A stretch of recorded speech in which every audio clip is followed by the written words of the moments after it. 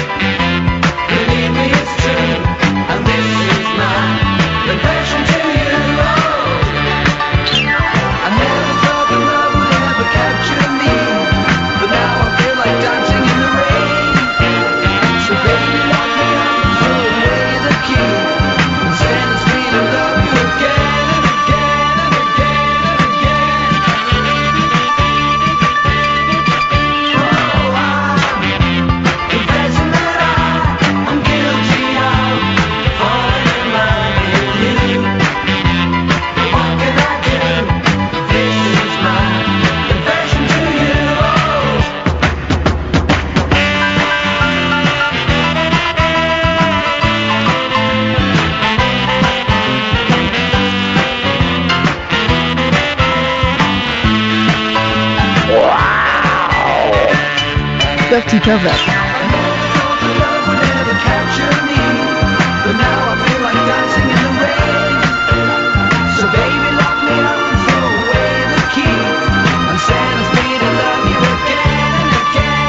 Corny. I got a mouthful of sausage. You're a fanny.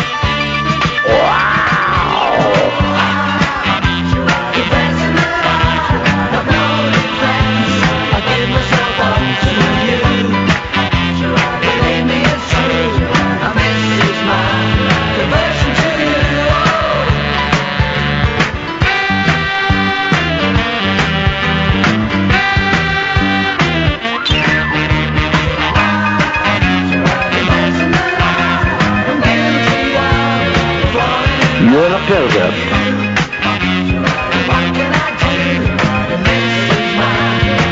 Dear listener, welcome to the Late Night Alternative.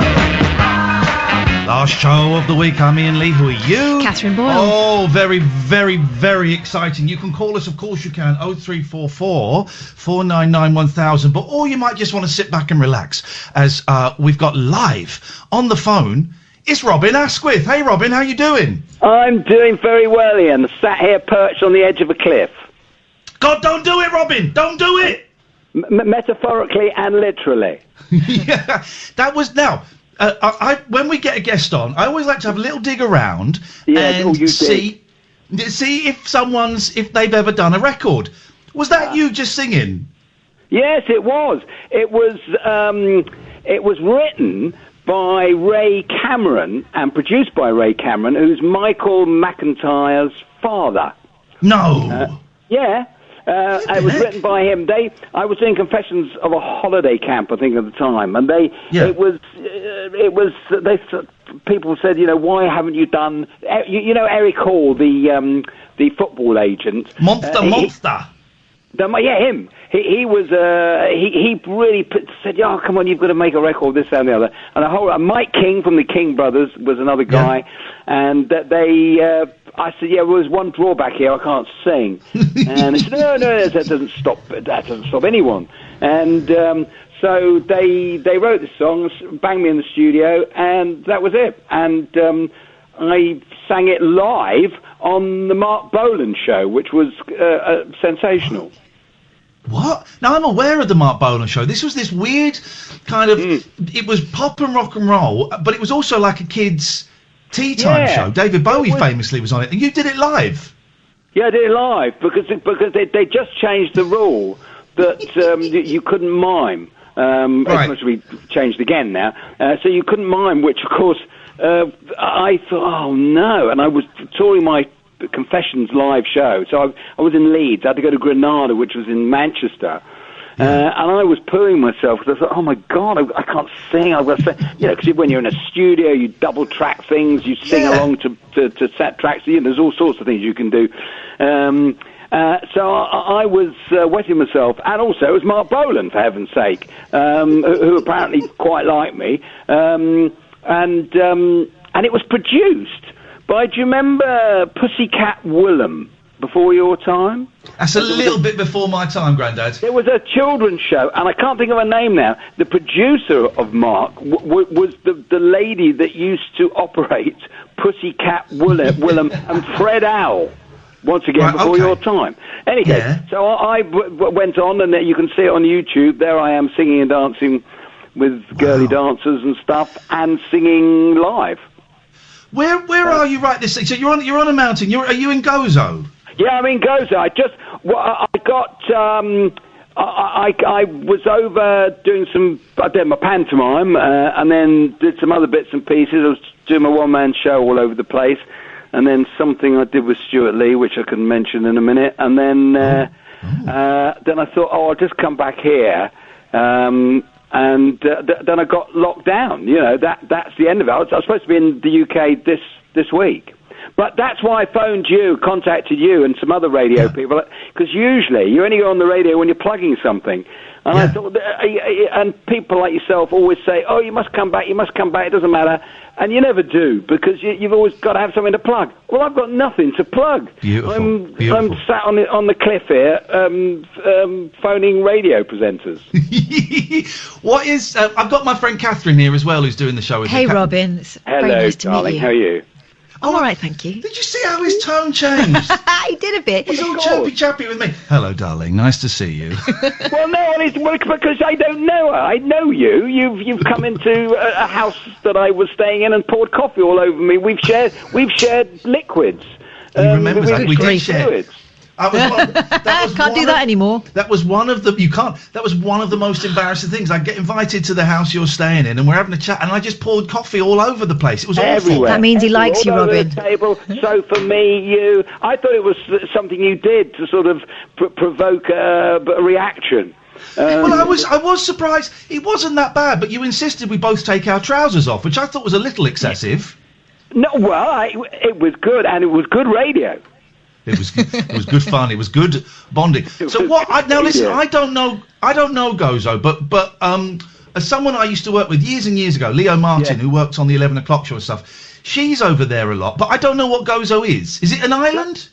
Yeah, well, yes, it's an island off Malta, and I first came here in 1969. I was doing a commercial with Ridley Scott, who I'd just done a commercial for Summer County, and he said, oh, I'm doing another one with my brother, Tony Scott, for Thompson Sky Tours. It involves driving beach buggies a la Steve McQueen on a beach and snogging girls. We thought you'd be your cup of tea. And I have no idea, Kath, why that would be. I've seen your films, mate. Don't pull that one. No, seriously, I had... you asked Samir Ahmed. I'm a beta male. Any case, I was came over to Malta to do the filming, and somebody brought me on a speedboat over to Gozo, and I just fell in love with the place all those years back. And wherever I've been and stayed and gone to in the world, I've always come back here, and I've lived here for 27 years. Now we were emailing a bit, and it's so nice. I was so thrilled when you emailed, and I texted Kath and said, Robin wants to come on the show, and of course without a moment's hesitation. And I said, we can't. You know, all the other shows are doing. You could die of this, and you must not go out. Yeah, no, we're not doing that. No, and I said, well, you know, what we're doing is we're entertaining the troops. You know, this is kind of our wartime effort. I'm George Formby, and Kath is Gracie Fields, and you went, oh, I've got a Gracie Fields story. Can you tell it on the radio? Pardon? Can you tell it on the radio? Most probably not, but I'm going to. Here we go. I love it. It's a great story. It's I've just followed you, by the way, Kath, on Twitter now, because I'm addicted to bloody... I shall follow you back. That's of any interest. That's got nothing to do with this at all. But no, it was a friend of mine had got to know David Niven very well, and David Niven was a womanizer and very popular with the ladies. And this lady friend of mine told me this wonderful story. He was having dinner in Monaco with Prince Rainier. Was it Prince Rainier or King Rainier? What was he? Prince. Well, Prince, I think. the guy. Prince Rainier, who was also a womanizer and ran Monaco and everything else. And at the time, of course, had married Grace Kelly. And Prince Rainier leant across to David Niven and said, listen, you have slept with more women than even me, you know. Tell me honestly, David, who is the best in bed of all of them? And there was a pause, and David Niven went, oh, that's easy. It was Grace C. Fields. Isn't that brilliant? There is no autobiography finer than The Moon's a Balloon. No, Bring on the empty horses. when I wrote mine, which is the second finest, of course, yes. Eh? Yours is the second finest, just after Moon's a Balloon, yes. Well, funny enough, to write, you have to read. That's the way as you must know, that's how it works. So to write the book I had to write, I read Moon's a Balloon, Bring on the Empty Horses. I read some Nick Hornby, Stephen Fry, and all sorts of other stuff, a lot of autobiographies, but nothing got me in the mood more than Moon's a Balloon. It's absolutely sensational. And allegedly written by himself. Yeah, it's relentless, and every now and then you read a bit and you go, well, this may be made up, but who cares? But the anecdote about David Niven that I always tell my boys, and I don't, my boys who are 10 and 8, is the bit where he's out skiing and he has a pee and he gets frostbite in his willy, and he has to ski down a mountain to a bar and gets a glass of brandy and just puts his dick in the brandy to stop the frostbite. Yeah, coq au vin. There's something in there. Yeah. Yes, Carpet Martin has tweeted us saying, this is very bossy, Robin to tell the Zeffirelli story. I can't tell that on the radio. Can you not?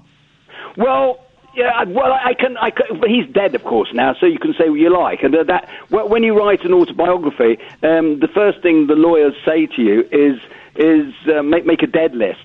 And you say, what do you mean? Well, whoever you're writing about who's dead, because basically you can say anything, rather amazingly, about anyone that's dead, but rather when they're alive, you can't. So I've always had to go very, very careful. But I know this Carpet Martin. I think it's on a radio station, isn't he? Riverside. Yeah, he's good. He's a funny guy. Yeah, very funny guy. Yeah, but he came to my stand-up quite recently, and obviously where he's picked this up from, and. It's quite a complicated story, but it drops all sorts of names. But basically, it starts with me making a film called Brother, Sun, Sister, Moon, directed by Franco Zeffirelli, and it was a miserable experience. We were all monks, and Peter Firth, Mickey Feast, Ken Cranham, Lee Lawson. There was a whole load of us. All dressed up as monks, being thoroughly miserable, wafting around Gubbio and Assisi, because it was about St. Francis of Assisi, and getting stoned. And in any case, things would happen. We were staying in this monastery, and things would happen untoward, which nowadays you most be able to take someone to court and make a great deal of money out of it. But things were happening that weren't particularly of my sexual interest, let's put it like that. And it became most disturbing. And a great actor, writer, Bruce Robinson, who wrote Withnail and I, and the film is about him, had warned me, because he was on Romeo and Juliet, that all this might happen. I think I'm swerving around this quite well here. You're doing it wonderfully. Yeah, and so I had enough of it, and eventually, with the help of the props guys and everything, I escaped in a lorry to Rome Airport. I actually ran away from a film. And escaped and got to Heathrow Airport, and I mean, obviously in the live stage version I can go into a lot more detail, but at the airport I'm stopped, and I had a purple pair of loons on, trousers, a t-shirt. I was very skinny because I'd taken so much weight, and I also had a tonsure, and so I looked quite odd.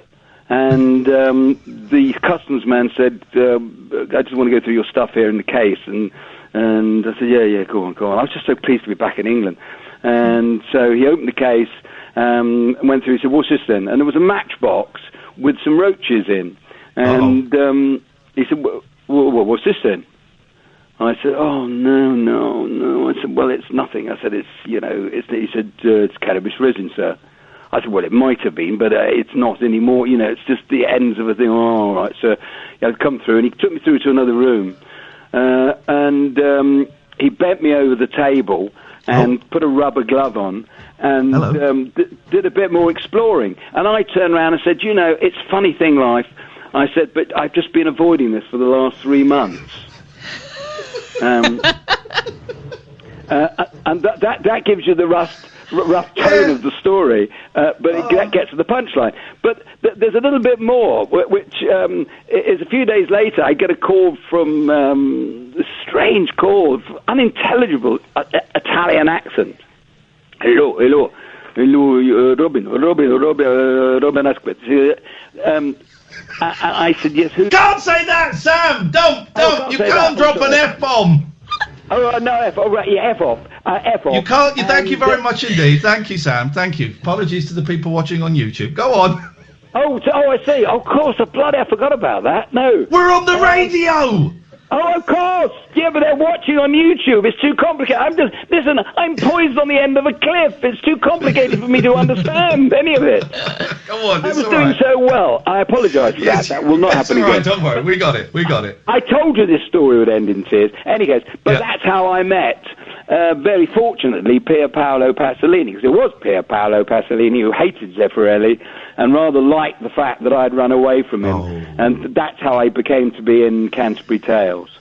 Robin, do I remember correctly? Because it was a while that we met. Did you meet Jimi Hendrix? Yes. You did, didn't you? Go on, give us that one again. I love it. Yeah, but listen, but do you know what I thought you might do tonight as a surprise? I thought you might get our mutual friend on the phone. Oh, Leo Martin. I've not spoken to Leo. Mickey Dolenz. I could have got Mickey on the phone. Of course I could have got Mickey on the phone. I thought, because I know how clever you are, I thought I'd suddenly be going, hi there, Robin. I thought he was going to be there. For those who've never heard Mickey speak, let me tell you, that's a surprisingly good impression. Because you would have been at ITV. I'm going to guess 82, 83 when he was doing Metal Mickey, and you were doing Bottle Boys, I suppose. Correct, but we were introduced in the 70s by a guy called David Bell, who was the head of light entertainment at London Weekend, who said if there's two guys that should ever get together, it's Robin Askwith and Mickey Dolenz. And to be honest, we hated each other because there's nothing worse than being told you get on with somebody comedically and everything. But then we became firm friends and still are to this day. But we never actually did anything, rather sadly. And we had a great idea for a television series, which now would be called Mrs. Brown's Boys. It was the two of us larking around in a television studio with the cameras, going in and out of a situation comedy, which of course was laughed out of the studio.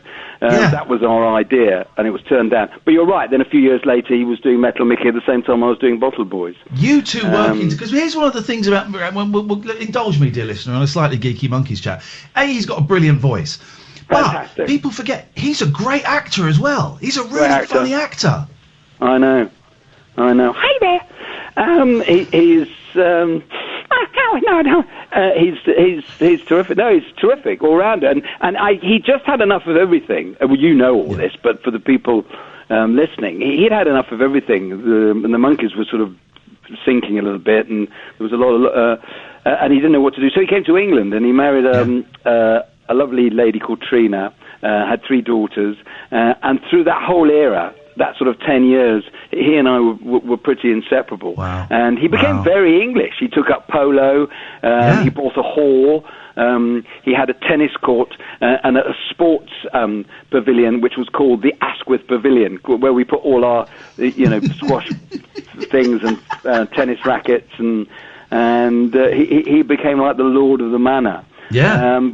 But we never actually were together. But that's right. We were at London Weekend together, and under David Bell, if you'll excuse the expression, and John Burt, rather bizarrely. Wow.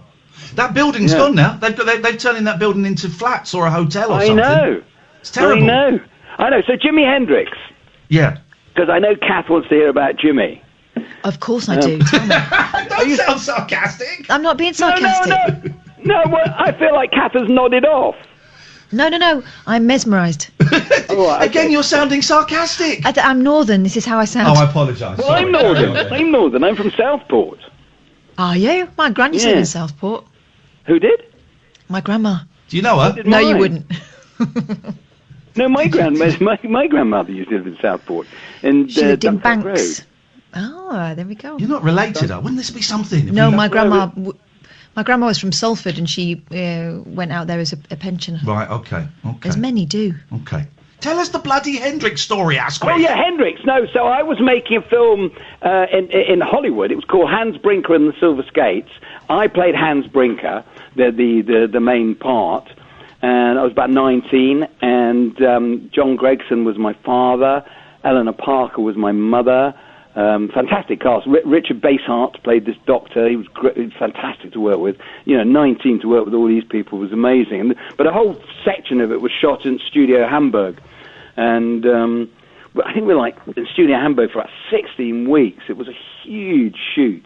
And a lot of singing and dancing on ice as well. We had to train how to ice skate and dance. And as a treat, because we worked so hard, the producer said, we're going to take you to see Jimi Hendrix tonight at the whatever Halle in Hamburg, which would have been one of his last performances, actually. And so we were sat on the front. Now, he'd been told there's these, actors, Hollywood actors coming, would come backstage to meet him afterwards. So I was taken backstage by this gorgeous sort of girl in a split skirt and a reeking of cigarettes and all sorts. And I thought, oh my God, this is so cool. And we were taken backstage, and there was Jimi Hendrix with his purple pair of trousers, and sort of women sort of draped off him, and a spliff the size of it was a Camberwell carrot, it was a real Withnell and I jobby. And he's gone, hey, Mr. Brinker man, to me, have a talk on this. Now, I really hardly drink and hardly do, I really am quite, very well behaved. But of course, you can't say no. It's Jimi Hendrix. No. So I got very stoned with Jimi Hendrix, who then confused me with Brian Jones. He thought I was who he knew. But he got so stoned, he thought I was Brian, so he was going, hey, dude, Brian, because I can't play any instrument at all. So we were going off to these clubs in Hamburg, as with Jimi Hendrix, but having to avoid playing any instrument, because I couldn't play any instrument, and Brian Jones, as you know, could practically play every instrument. So you did have a look of the Brian Jones about you when you were a young man. Yeah. Yeah, I suppose if you're stoned, it's even more so. Hey? Yeah, I suppose if you're if someone's stoned, you look even more like Brian Jones. Yeah, exactly. No, and it's particularly then, stoned and young, and definitely. How are you doing, Robin? Just for a second, to get a little bit current, because I know that you kind of got current. Some ideas about this. What is Gozo in lockdown? Because we're not really allowed to leave our homes at the moment unless it's an emergency. What's the situation Why do you think there? I'm phoning radio presenters that I know? Are you going crazy? I'm going crazy.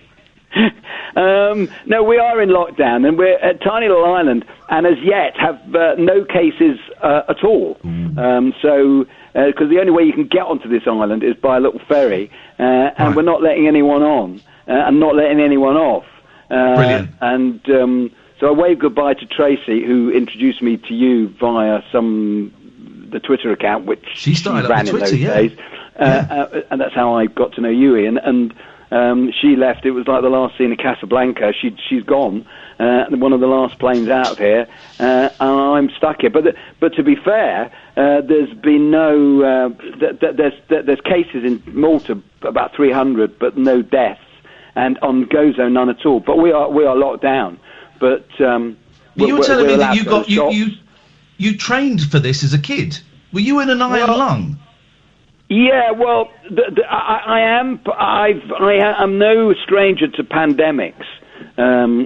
When I was 4, the polio was rife, and particularly rife Kath, in the northwest of England, as your gran will tell you. And mind you, I must we went out with your gran, as Iain said, but. I think she's a bit older than you, Robin, but not by much. Wouldn't have stopped him. I was very. In fact, I don't know whether I've got this picture that I found, and my Twitter account, as you most of you know, is just fun and it's celebratory and it's just funny anecdotes and waffle.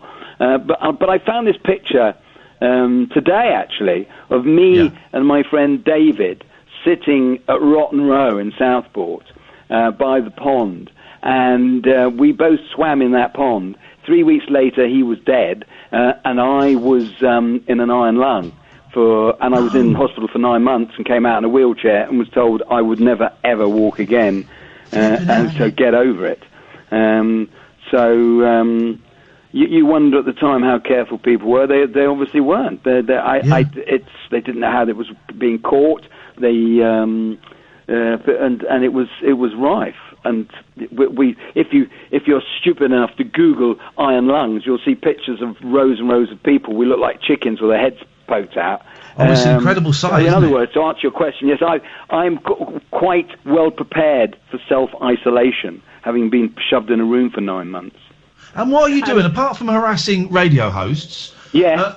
What are you watching films? Are you reading? What are you doing? I'm reading. I'm reading Max Hastings' The History of Vietnam, which I've always wanted to read, which is a long book and needs a bit of concentration. I've now got time for that. I'm reading Jonathan Coe's What a Carve Up. I've got a few going on at the same time. A couple of Tintin books going. Brilliant. And I'm feeding cats and rescuing them, as I always do. And in fact, I was bitten quite badly by one of these cats just before all this happened, and had all the injections and stuff. So, well, you can probably hear some banging in the background. That'll be 2 of my 4 cats are dicking around like idiots. My 2 youngest cats have just been done, and one's just had her what's it called? Cone. The cone taken off her. She's making the most of it. She is. So they're running around like absolute idiots. And what are you doing, Pats? Just how many cats you got? I've got 4. I had 5, but my girl who was nearly 21 passed away recently, so I'm down to 4 now. I love it. 21. They're the best. Yeah, nearly 21. 21. Yeah, proper old lady. It was wonderful. But with my Velvet, she passed away a little while ago, and so I've got. But you must have had. I'm not quite sure how old you are, but that's all your life. You know. But may God bless you, Robin. May God bless you. No, but a lot of your life. You know. Yeah. It was. I had her for about 19 years. So I knew her before I met my wife, before I had my kids, and I said, they're the best companions. I like dogs. I don't really get them. Cats. I'm the same. I was saying to Kath this evening, these cats, we're in their house, we're their playground. Yeah. No, I love them. I disappear, as you know, for whole periods of time. People think, where the hell's he gone? But I have a really good life, and because I do a lot of sailing as well. That's the other thing I do.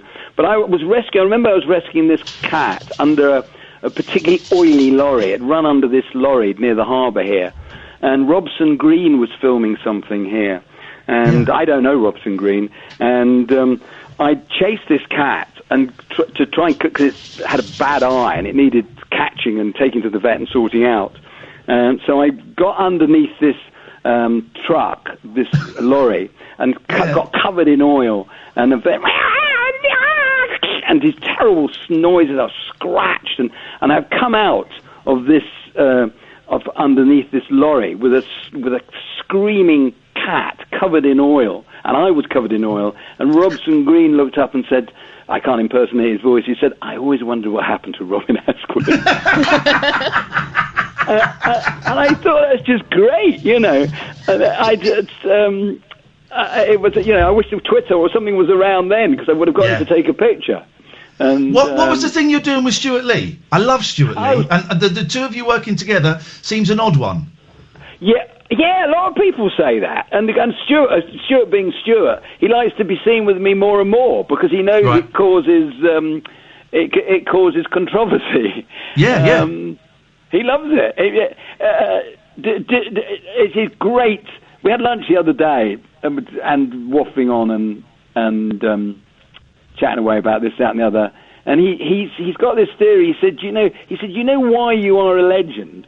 I said, well, I don't consider anything in those terms. He said, no, I'll tell you why you're a legend, in a Stuart Lee voice.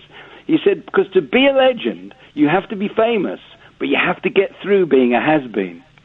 Yeah. And I thought that was so good. So, no, Stuart, what's happened is, do you know the band The Nightingales? Yes, of course, yeah. Stuart's.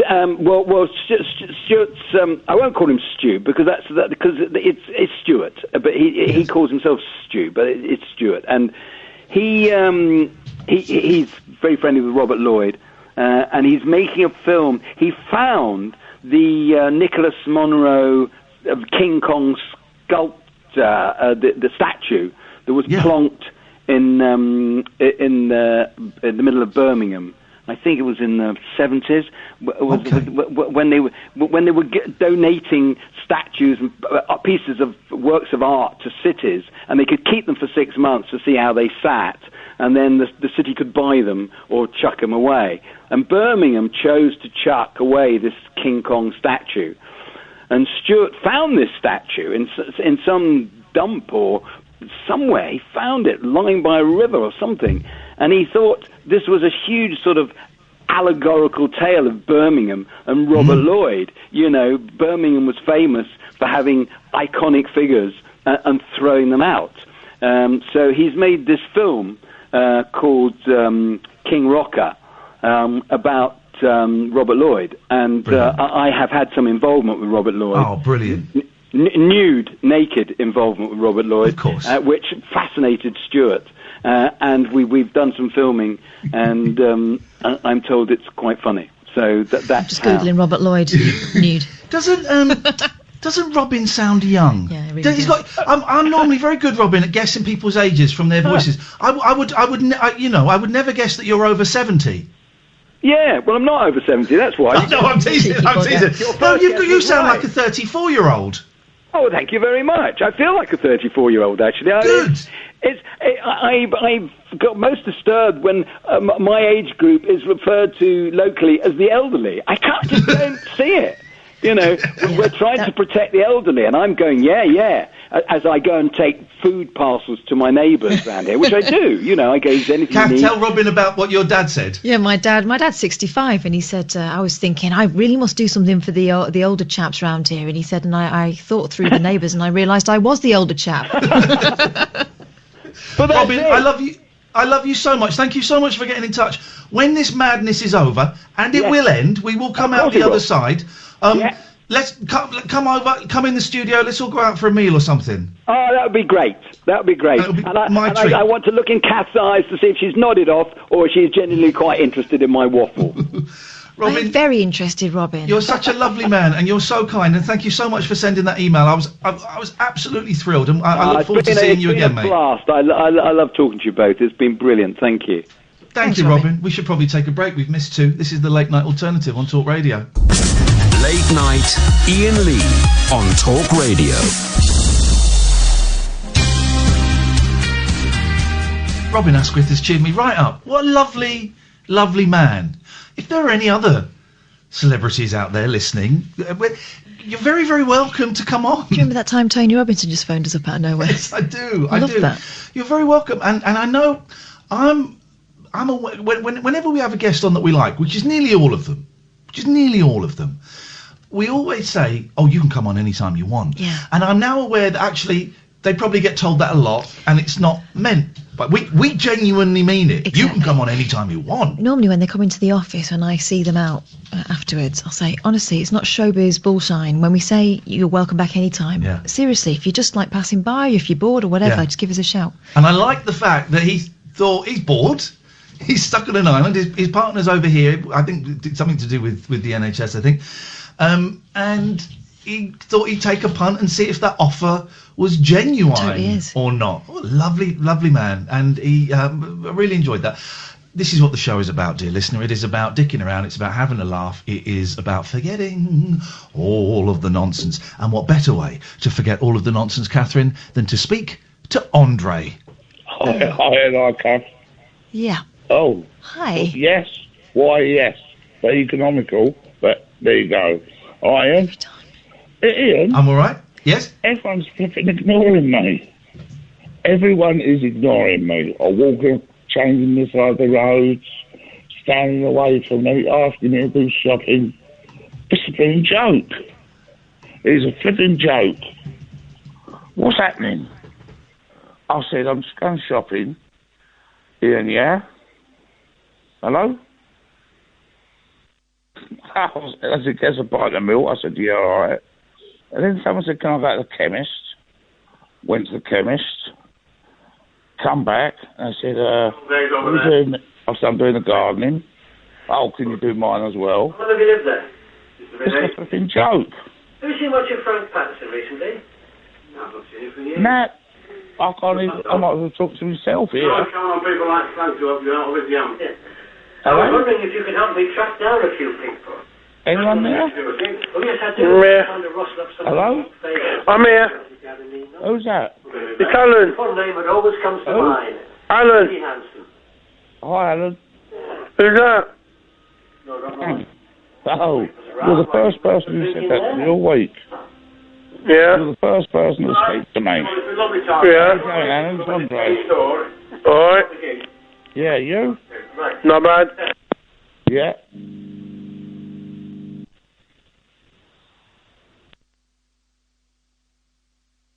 I've got no idea what happened there. It sounded like Alan called Andre a knobhead and then hung up on him. Did he?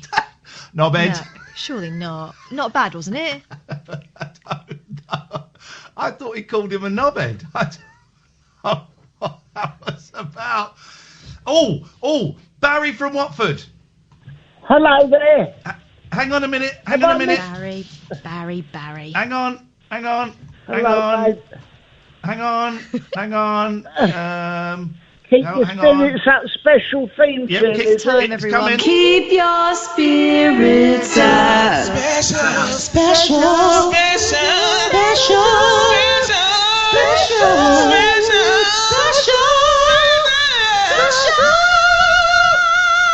My poor neighbours. Sorry, David. Sorry, Sydney. Yes, Barry. Yes, and I'm keeping your spirits up, very special it is and all. I quickly tried to phone in to speak to Andre and Alan. Oh, you didn't want to speak to Robin Askwith? Very much. I love some of his movies. The mucky wonderful. ones. The mucky ones, yeah. The Confessions of Window Cleaner. Anything with any boobs in it. Really good. Strong stuff. Barry, Very good. Barry. Yeah. Hello? Can we speak mano a mano? That doesn't mean man to man. It does. No. Oh, what does it mean? Hand to hand. Hand to hand. Can we speak And that's not allowed at the moment. Please. This is important. Can we speak man to man, please, my friend? Yes, we can. And when I say friend, I don't actually mean friend. It's a figure of speech. No, that's rather a strong term, isn't it? Yeah. I'm going to raise a topic that is going to upset you, but let me finish because it's important. A couple of nights ago... Is this me getting the elbow? This is not the Spanish Archer, is it? Isn't that when you can't get an erection? What? No. The elbow, and you don't want me to phone in, is it? No, it's the Spanish fly I'm thinking of. That's the thing to help you that's achieve. it. Yeah, I can get you some more of that if you need it. Don't worry. I'm okay for the moment. It's a bit quiet. Carry on. Thank you so much. It is my show. Okay. Shoot. So I will. Let's hear it. Okay. You're going to do some talking. I'm going to do some talking. Let's if go. you both stop trolling me. All right. He's trolling me. Okay. It's been like this, Barry. Go. Barry. Go. I will. It's my show. I'll go. I'm going. Barry, a couple of nights ago, your drug-addicted ex-prisoner son, David St. Michael, phoned up and threatened to kill me. I know. Let me finish. It was water offer ducks back to me because I'm a tough guy. And No, you were cacking your pants. Shut up, was I cacking my pants? You was. I was not. But some of our listeners, Barry, were very upset by that and had a sleepless night. One of them was Sonia, wasn't it, Sonia? It was. That was Barry's son, Sonia, that phoned up to threaten me. What would you like to say to him? He mustn't do that. You're a wonderful man. And Kat is a wonderful girl. You're a wonderful boy. Yeah. What tell you about your friend. Did it upset you? It really upset me. I went to sleep crying because he's such a nice guy, Ian. He does only good for people, not bad. And it really upset me. Old pencil neck? You're joking, aren't you? Shut your face. Shut your faces. You shut your face. Your son upset Sonia. Sonia, my darling. I want to... hello? You shouldn't have to apologise for your son. It's not you. You're a nice man. Yes, I am. And you sound like a jolly nice lady. And can I just say this? I will speak to Dave and I will chastise him. Because it's supposed to be a Keep Your Spirits Up special. Exactly. He's coming like a big thug that he is. He couldn't even get his words out properly. No, he talks very, very fast, doesn't he? Yeah, but one of my sons does as well. But not like that, but it's not aggressive. No. No, no more. Right, well, I want you to know that Ian's very precious to all of us. And my son Dave is a psychopath, so don't worry. I will speak to him and I'll make sure there's no more trouble. All right, my darling. I've just got one message to give to Ian, so I won't be on the phone long. So can I give it while you're on the phone? You're not talking to me now. Yeah, it's a bit rude. Something about Pussycat. Oh, okay. None taken. Go on. Ian? Was it about... What did you say? It's about Pussy? Pussycat Willem. Okay. Muriel Young, her name was. I used to do her hair for her. It all links up. I'm laughing because that's such a strange revelation. It all links up. How? Well, I don't... You're right, it doesn't. Sonia, do you accept Barry's apology on behalf of his drug-addicted son? I do, but it's not really fair. His son's been unfair to his father. You only have one father and one mother. That's right. Thank you very much, and I'll tell him. And he's a very naughty boy. Very naughty. Thank he you, wasn't Sonia. such a drug-addled nightmare. I'll give him a piece of my mind. Would you two... I was just thinking, this is a Keep Your Spirits Up special. Would you two like to sing an old song from the war? Why not? How old are you, Barry?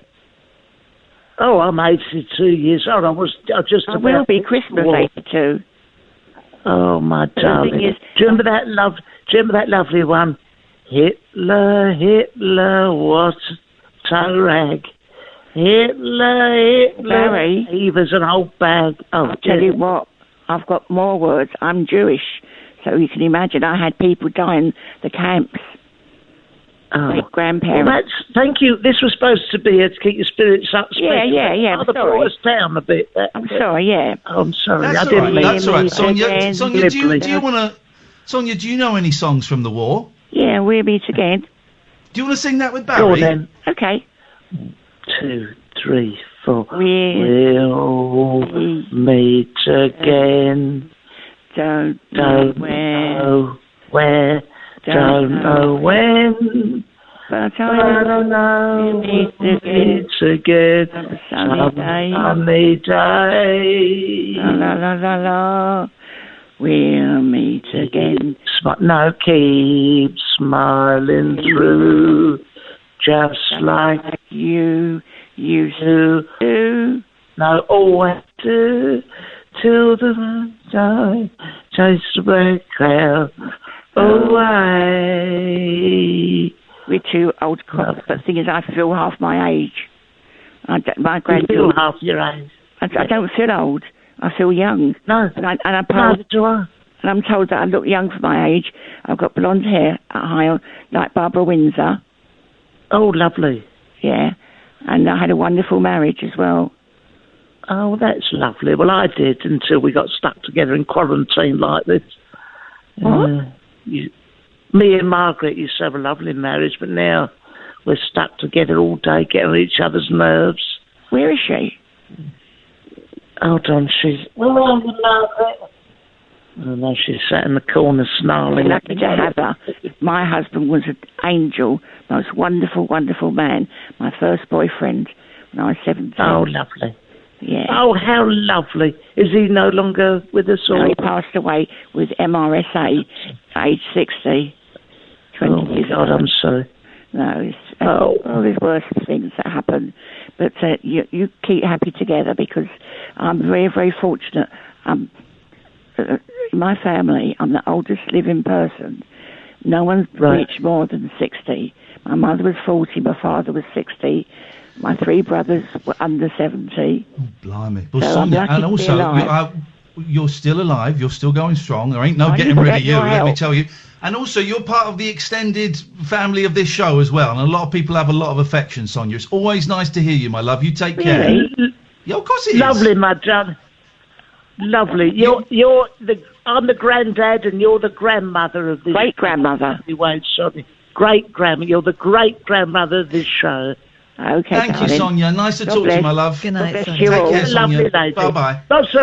What's a lovely lady? That is an example, Barry, of class. Class. That is It's a very class. That is classy. Exactly. What I'm saying is, well, let me make it more explicit. You're not. I can tell you about... Right. Well, if you want to take me on, I'll send my son up there. All right. And now Anyway, he's let's not all this- keep our spirits up. Keep shining through, just like you always do. Some sunny day. Goodbye, Barry. Goodbye. This is Talk Radio. Late night, Iain Lee on Talk Radio.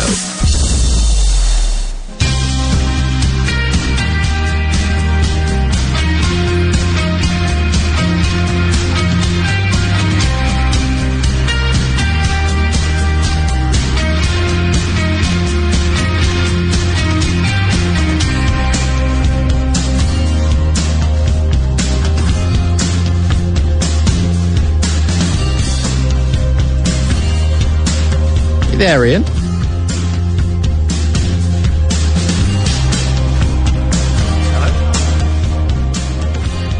Oh, are we on? I've got no idea what's going on. I went to the break too early and...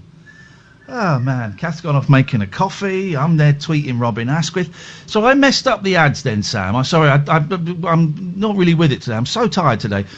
I thought we had... So, what's happening? So just talk up until 11 o'clock. I don't think I can do it, Sam. I don't think I can do it. Can I ask, because I've not seen you, obviously, and I know that you're off you're not working on this show for a couple of weeks, and we've got Amy coming on next week, who's brilliant. How, and you're working in London, you're in the studios. Yeah. What is it like there? Is the building empty? It's pretty quiet, yeah, and like they've put in this new rule as of yesterday that now only 2 people are allowed in the control room, which means that like during other shows, the assistant producer has to just sit completely in a different studio to us. It's bonkers. Yeah, well, that's the 2 metre thing, isn't it? You can't Yeah. have 3 people in there and be 2 metres away. I don't understand why other shows would need more than 2 people. Yeah, well, I get the feeling though from Monday, I think quite a lot more is going to be. I'm pretty sure everyone's going to be at home. What shows are not at home then? What shows are still there?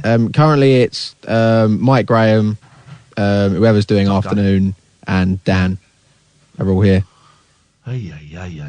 I mean, it just it doesn't seem worth the risk. It doesn't seem worth the risk, does it? Are you worried? Are you worried? I mean, I know that you're young, but it's still not risk free. Are you concerned about it at all? Yeah, I am a little, especially as like, I'm still getting the training, which isn't, I mean, it's empty, but it's still not exactly ideal. Yeah.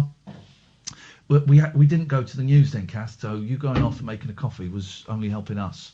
Wasn't helping the listener in any stretch of the... they're getting off. They get plenty. I got plenty. It's weird times, isn't it? I'm tell you what, Sam, I'm really enjoying actually being at home. This is what I've trained for my whole life, and I'm where I've got a nice house, I've got a garden, although I've not been in it.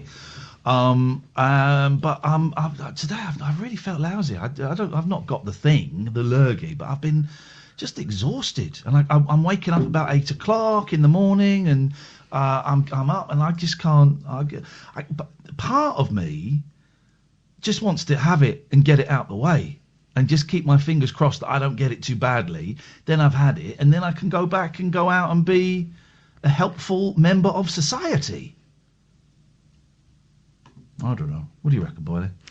I know what you mean about that, but in the meantime, we're passing it on, In the meantime. passing it on to people in my house and stuff. Yeah. Oh, no, exactly. I mean, it's weird, isn't it? 0344 499 1000 is the telephone number. If you want to give us a call, you'd be very, very welcome. You can talk about absolutely anything you want. You know the thing. I've not looked at any of the news stories.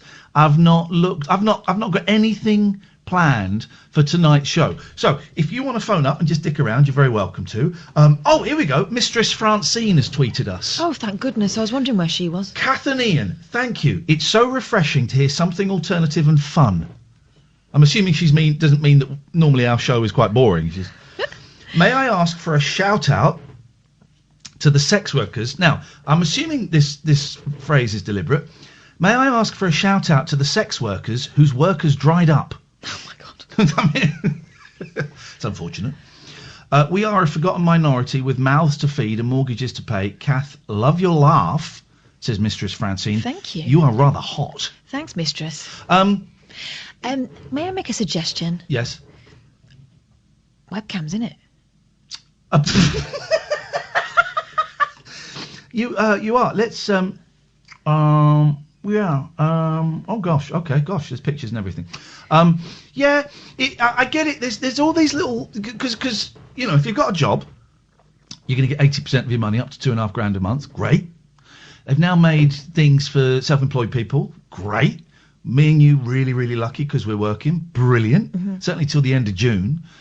But there are fringes of society, sex workers being one of them.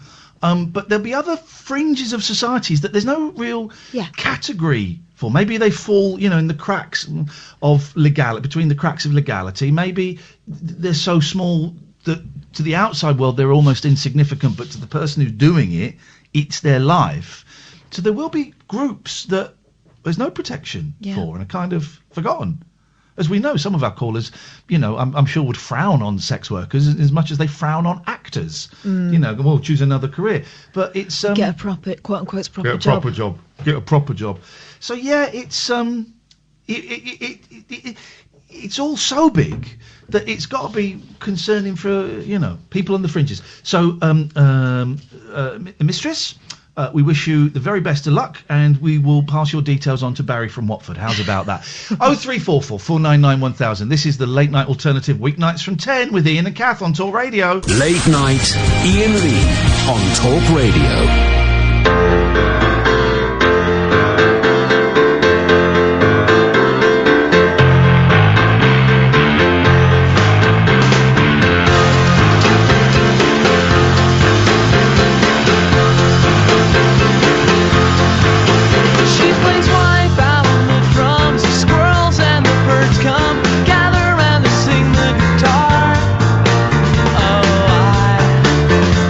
Have you got nothing?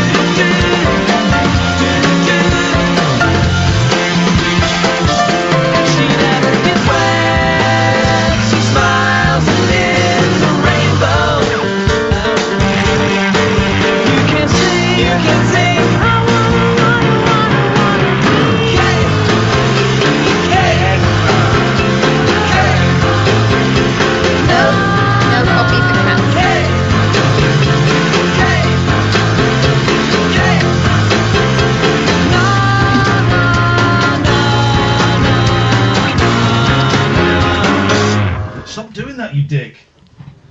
Sorry. He's talking to the cat. Well, I think. Yeah, keep knocking my nuts off. And if I lose these nuts and I can't put the Yeti microphone back into the thing. 0344 499 1000 is the telephone number, the late night alternative. It's the last one of the week. Next week, we're on Monday, Tuesday, Wednesday, and then we're off for 2 nights. For God's sakes, give us those 2 nights. You can call in about absolutely anything you want. And we're not fussed. We're very, very low standards, particularly if you heard the last 20 minutes of the show. Let's go to Dredge. Good evening, Dredge. Went to sleep last night listening to the new Bob Dylan song.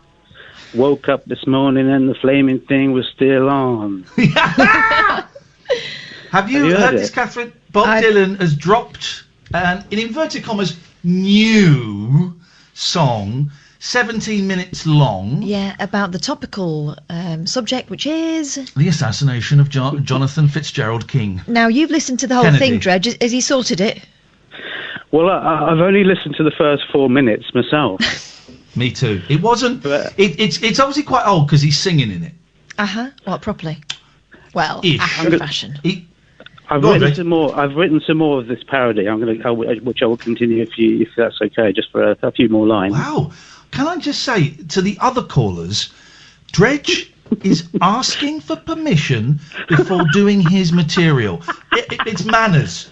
It's just manners. Because you've been so polite and been such a good boy, yes, you can. Oh, thank you very much. No, thank you, because you have treated me and Catherine Boyle like actual humans. Yeah. Actual humans, and no one does on this show. So thank you, Dredge. Thank you from the bottom of my heart.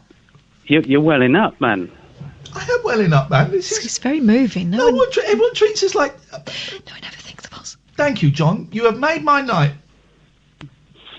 Oh, that's nice, isn't it? That's Just nice. make sure the song's good, boy. No, that's very kind of you to ask permission.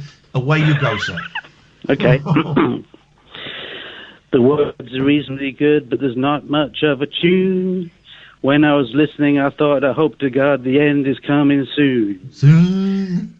His voice isn't what it was, and that is plain for all to see. In fact, now he makes John Lydon sound like Mr. Pavarotti. He went all Eminem in the last bit. There's one more line there. Please do, mate. I don't want to worry you or nothing at all like that, but the next song he's working on is twice the length of that. I just realised that I rhymed that with that. It's all right. It's all right. Dylan would do it. Right, Dylan will probably steal that. You know, Dylan's a musical thief. Steals, and puts it in where he wants. I mean, why would you? I mean, how big an ego must you have to release a 17-minute song? Well, here's the thing. Here is the important thing for Dylanologists, for that is what they are called. And I briefly flirted with it, and I do like Dylan now. Although when we went to see him, we left early. Oh, he was awful. He was awful. But he was awful. He was terrible. He was bloody awful. He wasn't trying, was he? Put a hat on. That's about it. He was taking the pee out of us. Out of you? Yeah. Specifically us, yeah. Yes. Catherine and Iain, the show's rubbish, man. You should have come 20 years ago when I was still singing. He called me Judas. I said, I don't believe you, Bob.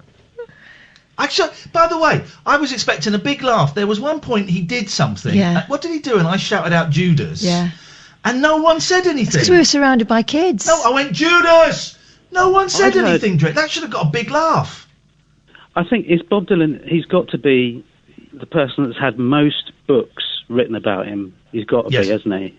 Yeah, more so than the Beatles. But he also is a bit of a Brian Blessed, isn't he? People ask him questions, he makes it up. But if you want to laugh, Dredge, go and watch Bob Dylan's rehearsals for We Are the World. It's 10 minutes that you will absolutely enjoy.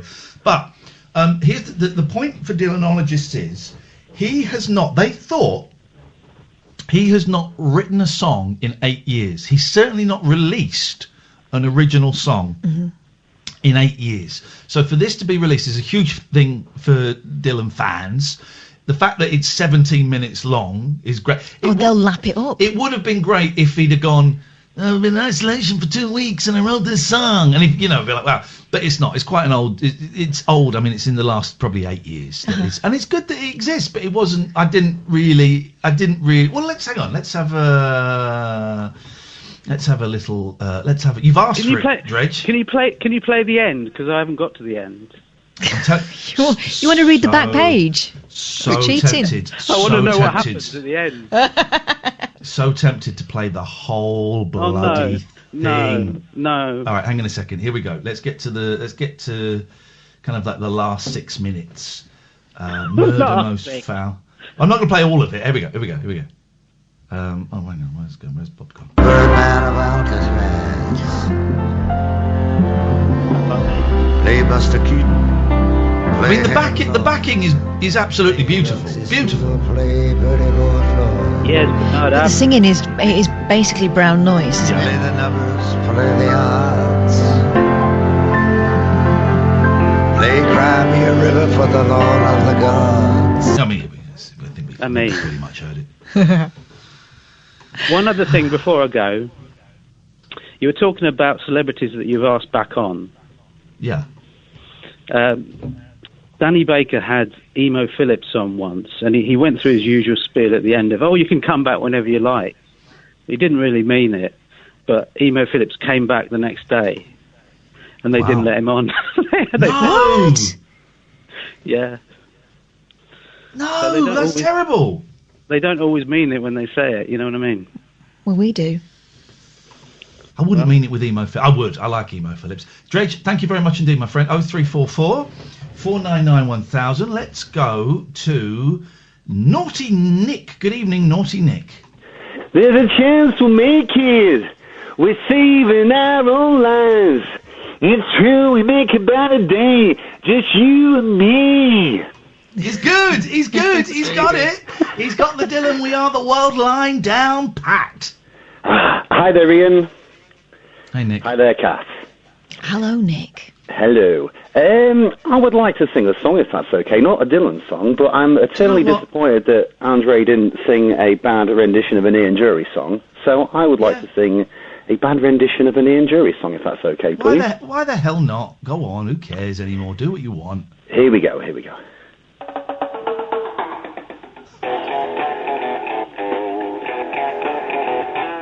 The guitar on this is great. Sex and drugs and rock and roll is all my brain and body need. Sex and drugs and rock and roll is very good indeed. Keep your silly ways or throw them out the window, the wisdom of your ways. I've been there and I know lots of other ways. What a jolly bad show, for you ever do is business you don't like. Sex and drugs and rock and roll. Sex and drugs and rock and roll. Sex and drugs and rock and roll is very good indeed. Every bit of clothing ought to make you pretty. You can cut the clothing, grey is such a pity. I shall wear the clothing of Mr. Walter Mitty. See my sailor, he's called Simon. I know it's going to fit. Here's a little piece of advice, you're quite welcome, it is free. Don't do nothing that is cut price, you know that will make you be. They will try their tricky device, trap you with the ordinary. Get your teeth into a small slice, the cake of liberty. Don't forget, guys, the clocks go back 1 hour. Saturday night, Sunday morning, the clocks go back 1 hour. We have an extra hour of this apocalyptic hell to endure. The clocks go back Saturday night, Sunday morning. Sex and drugs and rock and roll. Sex and drugs and rock and roll. Sex and drugs and rock and roll Sex and drugs and rock and roll. Ow! Sex and drugs and rock and roll. Ow! Ow! Ow! Ow! Sex and drugs and rock and roll. Sex and drugs and rock and roll. Sex and drugs and sausage rolls. Sex and drugs and rock and roll. Sex and drugs and rock and roll. Okay, we get that. Sex and drugs and rock and roll. Sex and drugs and rock and roll. Sex and drugs and rock and roll. Sam, whenever you're ready, mate. Sex Whenever and you're drugs ready. and rock and roll. I think he's got stuck. Sam, you take it away. Sex and Thank you. This is Talk Radio. Late night, Iain Lee on Talk Radio. I think it's it's the first Friday it's the end of the week, the first week in lockdown. Everyone's if you can't be nuts on a phone-in radio show now, when can you really? By the way, if this goes on for 3 months, 6 months, as I personally think it might. Oh, you wait till when we start doing straight to air. Oh my God! It's going to turn out, I reckon, probably by Wednesday next week. Yeah. Oh, when we're not in. But We're in certainly by Wednesday. the week. Oh yeah. But then the week after. Yeah. Every night will be like a Friday night. Yeah. Yeah. Let's go. You know what? Boris Johnson should do. He should legalise weed. Oh my God.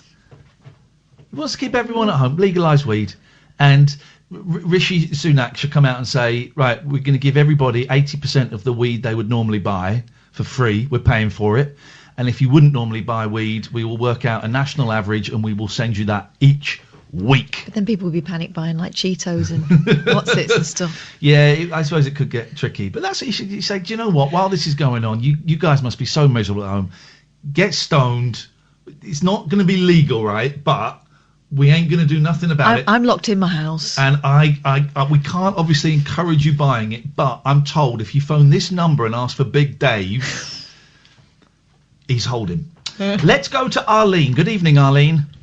Hello there, how you doing? Oh, I'm on top of the world. Well, I just want to tell you about when I met Robin Askwith. Uh-oh, is this... Okay, let's hover over that Well, dot button, it was Sam. a bit dodgy, but it was at a film festival. Yes. In Manchester. You used to have a fantastic film festival. So it was all like, all your horror guests, many, many famous ones, and Ingrid Pitt, and many like that. And he was there because he was in Horror Hotel. Yes. As a horror film. But anyway, I came along with my record, my vinyl record that I'd bought in a shop in Manchester. Yes. And I thought he could sign that. So I brings it along, and he was there surrounded by all these guys. There was just loads of guys. I was the only girl running after him, but anyway, apparently I had to go to the toilet one time, and my fella, Harry, was going, I wish Arlene would come back now because he's dropped his pants.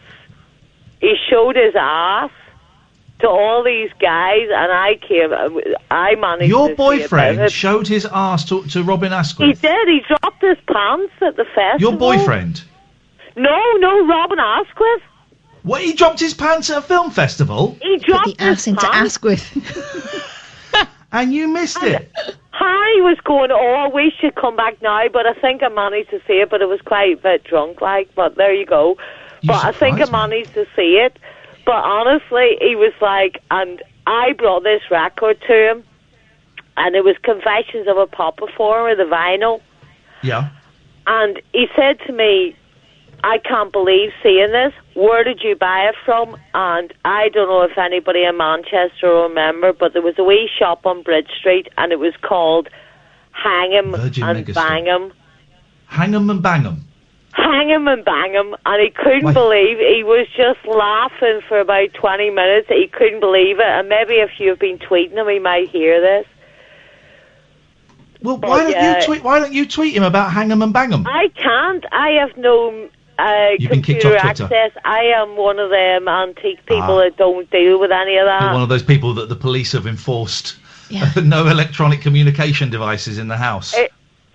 Well, I have never been. I mean, I work at the university, and I am the only one that gets things on paper. Everybody else gets them on email. Good. Listen, the whole system is collapsing. Here's a problem I've noticed: the internet is slowing way down. You try, and I only know this because I've been trying to play online Call of Duty. You try and play an online game at 5 o'clock in the afternoon. You don't want any of that. You want your old black and white films. You don't want to watch any of that. Arlene, can I tell you? I've really enjoyed this call, but one thing has disappointed me. What's that? You said films and not films. Films. There we go. That was it. That was closer. Arlene, nice to talk to you. Thank you so much for giving us a call. Take care. Let's go to Will. Good evening, Will. Hello. This is Mr. Bob Dylan. And there's some problem with my music or something. That's Yoda. What? That's Yoda. Sounds like Chuck Winkle. That's the worst Bob Dylan I've ever heard in my life. Music on the internet, and I don't know why you don't like it, man. Music on the internet it is. Just music sure it does. Bob Dylan's song too long it is. 17-minute long song. I've got two things to say about the book. That wasn't your real voice. My God, Miss Jones.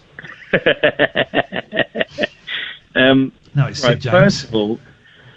First of all, I was also at the Hyde Park show, and I completely had a totally different thing. I really loved it. I mean, the guy's 78 years old, and I thought it was an amazing gig.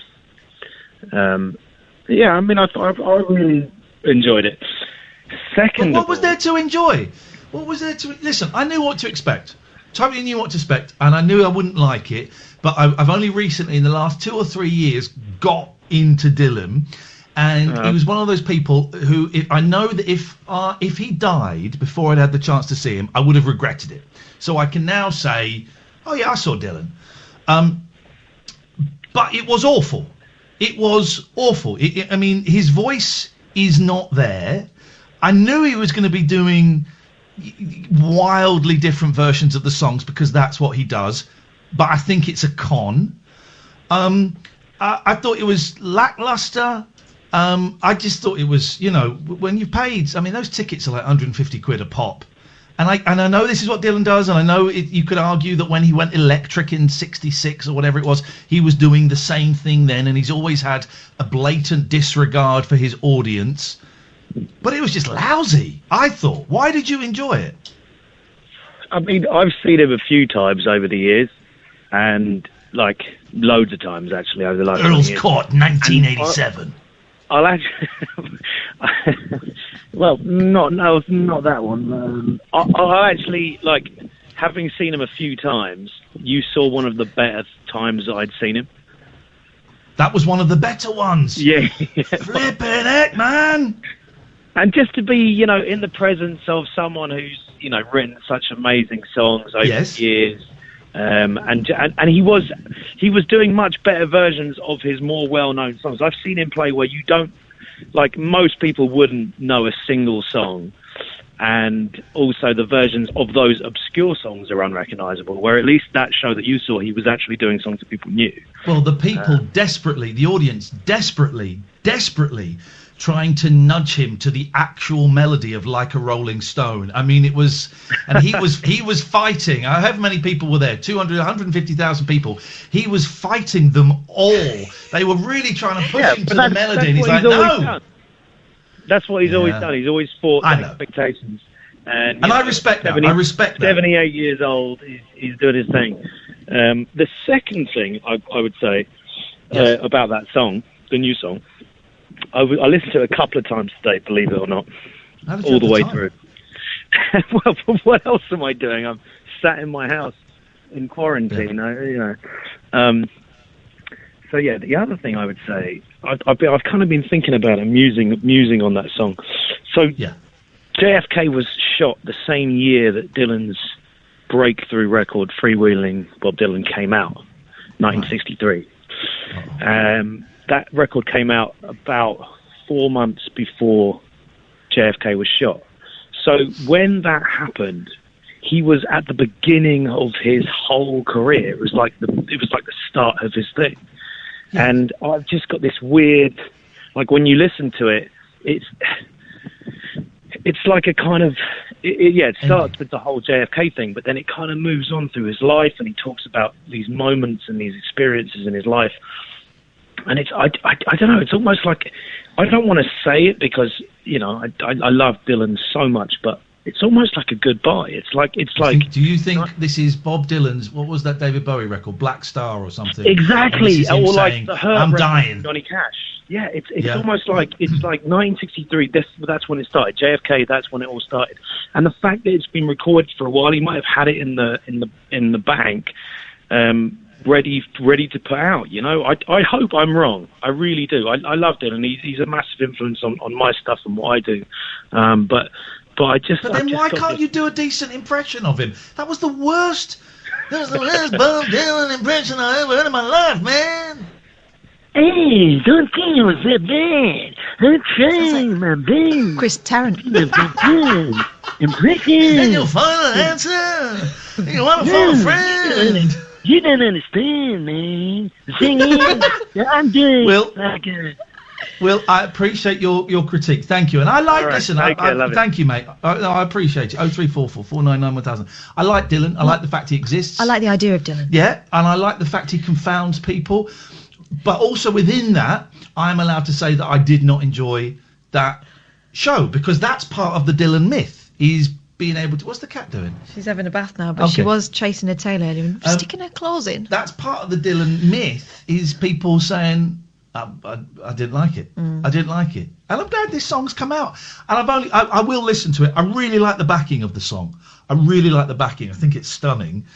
And I didn't listen to the whole thing because I think you got to be in the right mood for it. I will listen to it, and his voice sounds great on it, I thought. Do you not think though there is a little bit of Emperor's New Clothes about Dylan?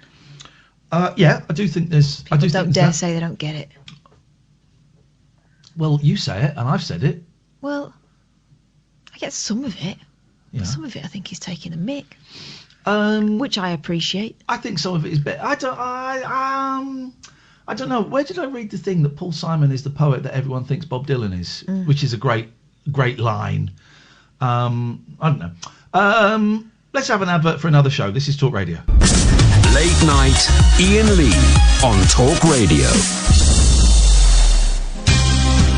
0344 499 1000 is the telephone number if you want to give us a call. You are very, very welcome indeed. I'm so tired. Honestly, the last few weeks, I don't think I've got it, by the way, guys. I kind of joke that I've got it. I don't think I've got it. But the last couple of weeks, my bones, I remember driving home a couple of weeks ago, my bones in my legs, it was like the marrow was just aching. It felt like growing pains. It felt like really bad growing pains I used to get when I was sort of 10, 11 years old. And I've had that pretty constantly for the last 3 weeks. And I had a headache that lasted 2 or 3 weeks. That's gone. A very stiff neck. I'm not sleeping well. But the last couple of days, today in particular, I'm exhausted. I'm just absolutely... Well, you came round and I could barely get up and open the door, and I just flopped on the sofa. I can't move. Yeah.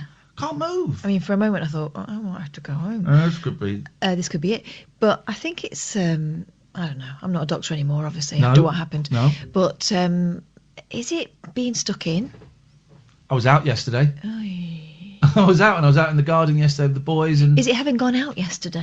Maybe it's that. I don't know. It could be anything. It could be stress. It could be lack of exercise. It could be, I don't know what it is. But I'm so tired. But I can't sleep. I'm going to bed. That'll do it, mate. I'm going to no. This is what I was trying to explain to you. It's different. I've never felt anything like this. I don't think it's the old allergy, maybe. I don't think it is. I haven't got the temperature. I haven't got the cough. I'm getting a dry throat. But I haven't got the cough. But I just this is fun I'm kind of leaning on the desk. If the desk weren't here, I wouldn't be able to sit up straight tonight. Very peculiar. 0344 499 1000. Oh, thank you everybody who joined the Zoom lunch today at 1:00. You joined in. Yeah, it was lovely. Wasn't it fun? Yeah. I realised how I've got too much stuff on my stuck to my fridge. I saw, you know, when you see the background of it. You know, because it's all like kids' school letters and no, you can't have too and... much of that. Can't have too much of that. Well, if I have one more, I think the fridge might fall forward. One of the joys of moving here and getting a fridge was just covering it with pictures of the kids. Partly they don't live with me, you know. But there wasn't the lunch. We had 60 people join us. Most of whom had video so we could see them. And a lot of whom weren't eating though. I was very upset. I was enjoying my spaghetti and sausages on my own. But we had someone in Tasmania. Yeah. Who is in isolation. Florida. Someone in Florida. People all over the country. Loads of kids. That's what did it for me. Loads of kids. Oh, I loved it. I had a very nice message from a mum as well about the impact it had on her boy who was struggling today. And the lunch kind of made it. Some disappointed people who, when they were told it was Iain from the Jungle, thought it was Iain Wright. So I apologise to that. And we all ended with a sing-song conducted by Robbie Dove as he stumbled beautifully through Here Comes the Sun on the ukulele. And we all sang along together, and it was a car crash, and it was joyous.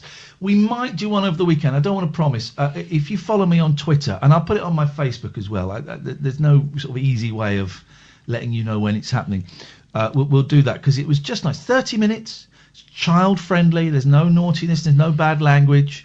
I kind of would single. I'm trying to make it fair so that everyone gets to have a chance. And there are people that I didn't talk to today that I spoke to last time. Some people that have been in both and I've missed. And I'm sort of keeping it in my head. Who's bring people forward. Hello, how you doing? What's going on for you? Okay, thanks. Let's go on to the next person. It's chilled. But she farted. She's dropped a big one. There Off we go. You go. It was cute for a while. Blame it on the cat. My goodness. Blame it on the cat. Patty, I'm so sorry. She's had a major operation and you're blaming it on her. 0344 499 1000. Let's go to Alistair. Good evening, Alistair. Evening. Hello. Very laid back. You were in the lunch today. I was, yep. You had quite a few, didn't you, come in there? It was busy. About 60 people, I think, were there. Yeah. I'm very tired, man, like you. It seems to have been a long week, even though, you know, I've not done much. I've been messing around with the Zoom thing for the meeting. Apart from that, I've been ringing around a few people, but I've been trying to get out every day for a walk, and I mean, it was all right earlier on. I watched a film, and then tonight I just kind of got really, really tired. But then I didn't sleep at all last night, virtually, apart from about 5 hours. So I dropped the caffeine a week or two ago, and that seemed to work initially. I got a couple of good nights, and then after that, even though I only had caffeine in the morning, I didn't, I still was like, too switched on when I went to bed after your show, and I couldn't get to sleep. So, the addict in me started to fight back and say, right, I'm going to have a proper coffee now. I don't give a damn, Uh-oh. So I don't know. I need to really cut down on caffeine. Yeah. But while this is going on, I'm thinking, it's one of the few pleasures I've got. I'm gonna drink it. Yeah, but I don't think it helps if you've got an anxious personality anyway. Well, no, it doesn't. But I'm not anxious. I'm at peace with the situation now. Groovy. I'm totally at peace with what's going on. And I was thinking today, actually, when the lockdown ends, I think that's going to be traumatic for people. Going back out. But also I think there'll be a lot of sadness about it ending. And I was thinking, I quite like it's not ideal and it causes huge problems. And again, I've got stress. I'm totally aware I'm in a privileged position, but I like my lifestyle being compulsory. Sometimes I'd be at home for days and think, oh God, I should really go out and do something. But because I'm not allowed to, that guilt isn't there. It's like, well, what should I do today? I've got a few chores. I'll do those. Then I'll watch telly. Then I'll listen to the Radio 4 Extra and have a lie down. You know, I like that. I don't know. I've had this sort of weird feeling. I think some of you callers have expressed this as well, where on the one hand, I mean, as you probably know, I've been not working for a while. Well, a few years really. So, of course, the adjustment in the self-isolation is not that great for me. Yeah. But because everyone's at home now, I kind of feel less guilty, which is strange. And but obviously that's for a different reason. But yeah, obviously, you know, I still feel horror and worry about, you know, the general world outside, but I don't secure in the house. I don't feel horror, and I'm generally not feeling worry anymore. I have moments where I worry that I'm going to get it and die. Yeah. Which I think is normal. I have moments where I worry and think I'm going to get it really badly and end up in one of those super hospitals they're building at the Birmingham NEC. They're going to have 4,000 beds in the NEC arena. My God, you can only begin to imagine how bleak that would be for those poor souls that will end up there. But generally, I'm cool with it. I'm making a few jokes about it with people that I'm talking to online, you know, which is what we do, and they're probably quite tasteless jokes, but that's how we cope with people. I certainly wouldn't broadcast them because that's not appropriate, but when you're with friends and you're allowed to do that kind of thing, it's what makes us human. I'm cool with it, you know. I'm cool with it today. Today. Who knows what it's going to be tomorrow? Tomorrow's the first weekend. I've not got the routine of doing this radio show, and I'm not seeing the kids this weekend. I've got to talk to them on the phone. I've got to help them set something up, but we'll see. I'm not seeing you tomorrow, Kath. We'll see how it goes tomorrow. Mm-hmm. Can I ask you one of the most important questions in this call, please? Please. Do you think that 5 guys a week is faked? 5 Guys, 1 Cup. This is the dating programme where one lonely lady invites 5 guys round to stay in her house, and at the 3 end of whom are obviously idiots. Yes, and at the end she has it off with them. Well, one of them, potentially. Yes. Do I think it's fake? No. What makes you say that?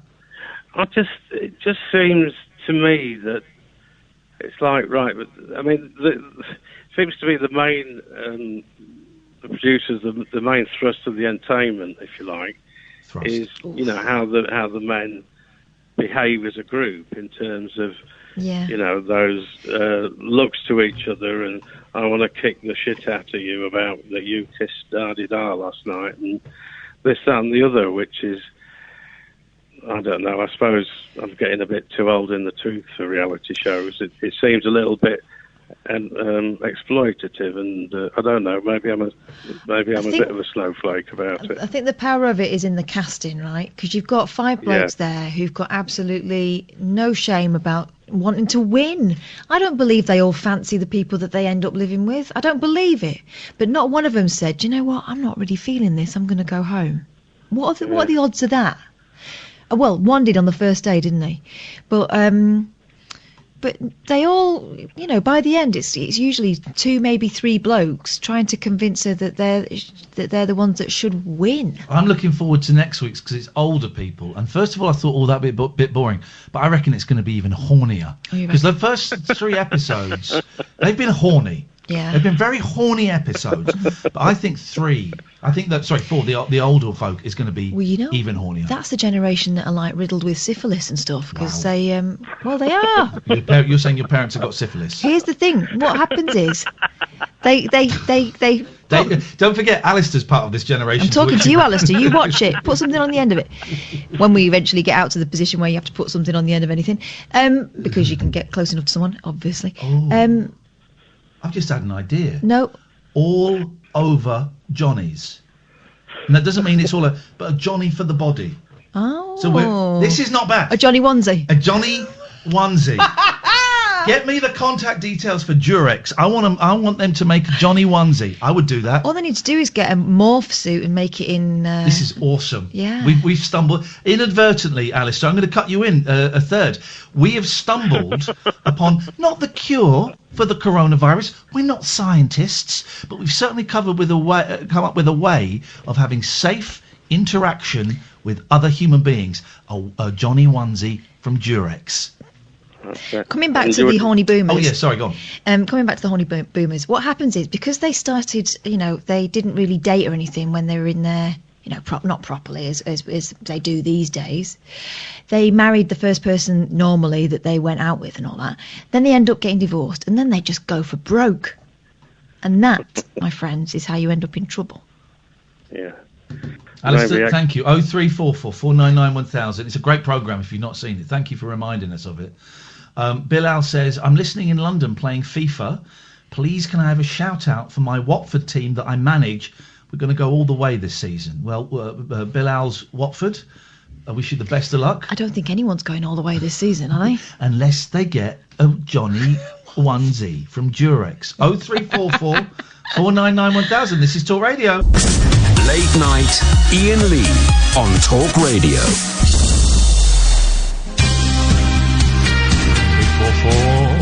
499 1000 is the telephone number. Let's go to Paul. Let's deal with this call as carefully as we can, because he's in a place called Caerphilly, and it sounds a little bit like carefully. Paul. Ian, I hope you're well, buddy. Catherine. None of your business. None of your business. You paparazzi I scumbag. I didn't even ask. Gossip column, this piece of trash. Just hoped it. You're just hoping. That's ironic, hoping. You wish that I was dead. Well, screw you. I ain't never going to die. Come on, coronavirus, kick your ass. Huh? Kath, can I just say thanks for retweeting that thing earlier about my little boy singing his song with the Man United thing and stuff? Yeah, that was really cool. Bum Club. You're welcome, because everyone knows I'm the nice one. So, Yeah, until you host a show on your own and everyone goes, oh, actually, Ian's the nice one. It's just she's so mean that he looks mean, but he's nicer than... what do you want, Paul? The other thing I was calling about, Ian, was I came to Cardiff, obviously. You asked for Cardiff people to come and see you, and I was there, buddy. That was the last live show we ever did. Remember the last live show we ever did, Catherine? I know. Was in Cardiff in, I think, 2020, before live shows were outlawed by the government. I remember there was more than 3 people there. Yes, those were the days. You remember the days when we used to go to venues and watch live acts? Yeah. I was sitting right next to somebody. I'd never even met them. It was mad, isn't it? Mad. But anyway, I was sitting next to my sister, who was a little bit tipsy. She was. She tweeted me. I think someone. I think it was her who tweeted me. Oh God, she hadn't. She. Oh, she was. Who was it? Someone tweeted me. Yeah, she asking was for a threesome. But with that was the woman. There was a woman who was with her husband, and he wanted a threesome with me for his birthday. Do you remember that? Yeah, that was. They I don't think he wanted that. Okay, that wasn't me. All right. Okay. Apologies to your sister. No, I was there with my sister because my wife had radioiodine treatment and was radioactive and couldn't go anywhere. Which was a bit strange, for a few weeks. Well, I say a bit strange for a few weeks, but it's just like what it is now, to be honest. You just kind of self-isolation. It's a bit strange, but get used to it pretty quick. My sister was the one who looked like Mel C. Anyway. Yes. A strong look, always a strong look. I do remember. Of course, I remember Mel C. She was in the Spice Girls. Yeah. Yeah, she wasn't happy with it, man. Honestly. Why? Well, I don't know. I think she took it as like a bit of a slight, like a bit of a dig. Well, she's an idiot then. Mel C's a beautiful woman. Why would she's an idiot? Exactly what I said to her on the way home. Otherwise. She's going to be offended by that. Well, she won't be, because she's too thick to understand it. Wow. Why would Mel C's absolutely stunning, I think. I love Mel C. I think she thought you meant, rather than Mel C, Sporty Spice, the kind of... Well, if I'd have meant Sporty Spice, I would have said Sporty Spice. Are we talking about what a woman who had a bit too much to drink was worried about flipping weeks ago? Are we really doing that now? Yeah, but that was like a live venue cast with real people. You know, this is back in the day, isn't it? I know, but I don't think she was really upset about it. Maybe she just had a little moment. I mean, look at Mel C. She's beautiful. Stunning, absolutely stunning. You know, I agree. I don't think my sister is like, but you know, Mel C. totally is. Div. A couple of other things. I retract paying her a compliment. She can kiss it. Miserable. Thank you, man. So and so. Thank you. Yeah, I agree. You know, she bullied me growing up. She's 7 years older. She used to put jam on my face and make the dog lick it off. Okay, this is getting none of my business. I know Thank you very exactly. much for your call. 03444 999 1000. I think we trod too carefully there, and that just ended up being weird. Ended up being a therapy session. He's got He's got big sister issues. He needs to talk to her about it and have it out with her. Yeah, exactly. I interviewed Mel C when I was doing Rise, so that would have been, that was like 16 years ago, and it was like one of her first solo songs. It was a really good song, actually. Can't remember which one it was, and I hadn't met her before, and I remember her sitting there. I remember thinking, my God, it's one of the Spice Girls, you know, because I love the Spice Girls. It's one of the Spice Girls, and I said, your new song's really good. And she was really surprised because she said, oh, I didn't think people like you would like it. I said, what do you mean? She went, well, I thought you were going to take the piss. I said, no, I thought it was great. And she's got the most amazing eyes, stunning eyes. You met her, didn't you, at one of the, was it the Sonys? Yeah. And I was thrilled because I was with people and she came up to me and she went, all right, Ian, how's it going? I was like, yeah, it's going very well, man, thanks very much. And when she went, I went, she came up to me. Yeah. Melty came up to me. She's and spoke to me. gorgeous. She's stunning. She's stunning and really, really nice. Really down to earth. I've met Baby Spice, Emma, a couple of times, and she's very nice. But have I met any? I don't think I haven't met the others. But Mel Melty, B's autobiography is something else. I listened to it on Audible. By the way, you know, if anyone else is stuck in at the moment, it's worth a listen.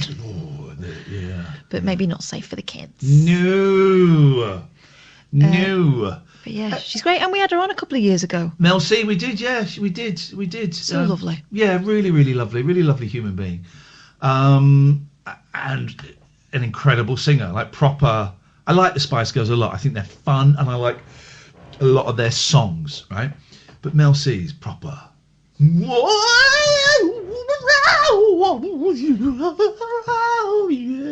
baby. But good. Okay, I see what you did then. I'm going to let you have that one. Have you brought anything? Yeah. Have you? Yeah. Oh, bumlick. Well, you know, I had nothing to do today. Went out on my moped for a little jaunt. You're not allowed to. Well, I got a call. I had to go and pick up some medical supplies that I could pick them up or not pick them up, but they were going to close. Medical supplies. What were the medical supplies? My contact lenses. Jesus, the contact lenses. I get 4 months of contact lenses in water, and if I don't get them. Okay, contact lenses. I've got a prescription I have to get made up for medication. Contact lenses are not medication. That's a luxury. You've broken the law. No, I haven't. You have broken the law. On one of the many local Facebook groups I'm on, God, people are miserable. One of the posts was, if you've got your children at home, could you please ask them to keep the noise down in the garden? Their neighbours might be key workers who are sleeping during the day. It's rude and it's selfish, so stop them screaming. And I thought, well, sod you. No, I will do no such thing. Of course, I'll make sure they keep a reasonable noise, but if they're outside playing and kicking a football around and playing and enjoying themselves, well, then so be it. 1, I know my neighbours. They are not key workers. 2, the couple next door actually like the sound of the kids playing outside because they haven't got children of their own, and they're an older couple. They've never had kids, and they always say, you know, it's nice to hear them talking. If my kids are screaming and making a flipping fuss, of course I tell them to pipe down because it gets on my nerves. Also, if you're outside, right, I would say, let's see if we agree on this. It's a Tuesday. The kids are homeschooling. I would happily let the boys out in the garden playing a game of football at 9 a.m. Yeah. Would you go for the same? Yeah. Because that's reasonable, right? That's reasonable. Sunday morning, I would say 10. Yeah. Sunday morning, I would say 10. But I also wouldn't. They don't scream. I don't let them scream in the back garden. But you know, and yes, I certainly wouldn't let them scream. But I'd let them go out and make noise and have fun. Yeah. Because unfortunately, that's the way it goes. No one. No one keeps the noise down for me, and I work late nights. Here's another thing. We have got one neighbour who is, I think, single. He's quite elusive. Yeah. The only thing we ever hear of him, and this has been since the children were really little, we had babies, him starting his motorbike up at 9 o'clock at night and revving it. Yeah. Or him mowing his lawn at 9 o'clock at night sometimes. Wow. Yeah. So that's single older people. Yeah. Just, everyone's got to think about, their neighbourhood. And at the moment, things are so weird, and everyone who's at home, you've got to be aware of your neighbours, of course you have. But I don't think the sound of kids laughing is something that we should be stamping out at this point. Want the sound of kids dying? Because I've got a tape of that. I haven't really. But, do you want horror films play? No, it's miserable. It's nice to have a bit of normality and to hear kids having a nice time, within reason. But then I saw another post, which was a copy of a post from a Devonshire Facebook group, about how you're not allowed to drive to the woods to take your dogs for a walk. Right. You have to walk your dogs. The start point has to be your front door. Yeah. You can't drive off to a nice beauty spot and walk the dogs. And the police are handing out letters. I heard someone talking about that with James Whale as I was driving in to work. And they were saying, some people are taking the mick. A load of people at the Peak District got done for, driving out for a hike along, the mountainside or the peaks, whatever. Because the idea is, if you go in your car, you may have an accident. You might break down or something, get a flat tyre. Exactly. Or have an accident and you become a problem for the emergency services who've got enough to do. So it is about sort of keeping the risk down. I wonder if it'll ever go. Social distancing. Isn't it funny how that's a phrase 2 weeks ago? I'd never heard it. I don't think I'd heard it 10 days ago. Now, social distancing. So we go 2 meters apart. I wonder if it will ever. I think it will. I don't know. I do think a lot of this lovely hippy-dippy stuff that we've got now will not last. Of course it will. It'll be like, when you lose someone close to you and you think, I will never take life for granted ever again. I will never miss the opportunity to tell someone just how much I care about them. I've just realised how fragile life is. And then within 2 months, because of survival, because you can't live like that forever, you start taking things for granted again. 0344 499 1000 is the telephone number. If you want to give us a call, you'd be very, very welcome. Switchboard is empty. Let's take calls straight to air for half an hour. Okay. See how it goes. The first Friday of the first ever lockdown in the United Kingdom. Even the Blitz wasn't, the blackout wasn't quite like this. So we'll take calls straight to air for 30 minutes. Just see where that takes us. This is the Late Night Alternative, weeknights from 10 on Talk Radio. Late Night Iain Lee on Talk Radio.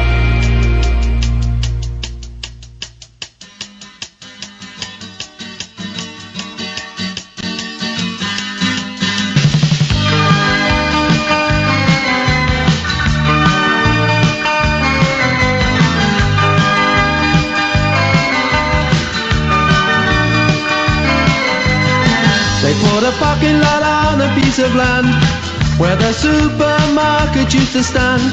Before that they put up a bowling alley on the site that used to be the local pally. That's where the big band used to come and play.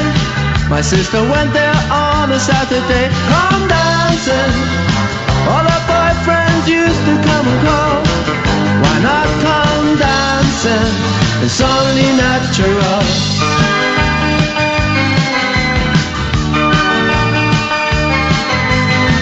Another Saturday, another date. She would be ready, but she'd always make him wait. In the hallway, in anticipation. He didn't know the night would end up in frustration. He'd end up blowing all his wages for the week, or for a cuddle and a peck on the cheek. Come dancing, that's how they did it when I was just a kid. And when they said come dancing, my sister always did.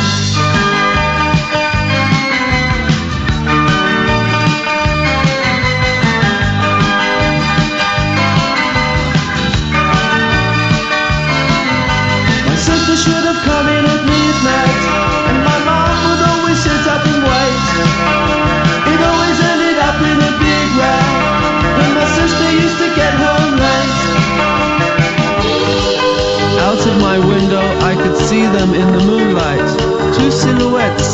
at night by the garden gate. The day they knocked down the pally, my sister stood and cried. The day they knocked down the pally, one of my childhood died, just died.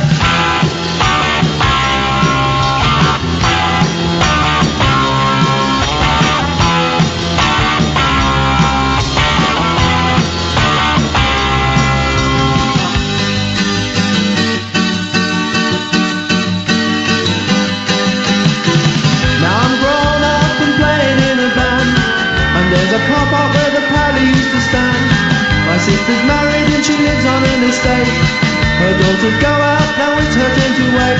She knows they get away with things she never could. But if I asked her, I wonder if she would. Come dancing, come on sister, have yourself a ball. Don't be afraid to come dancing, it's only natural.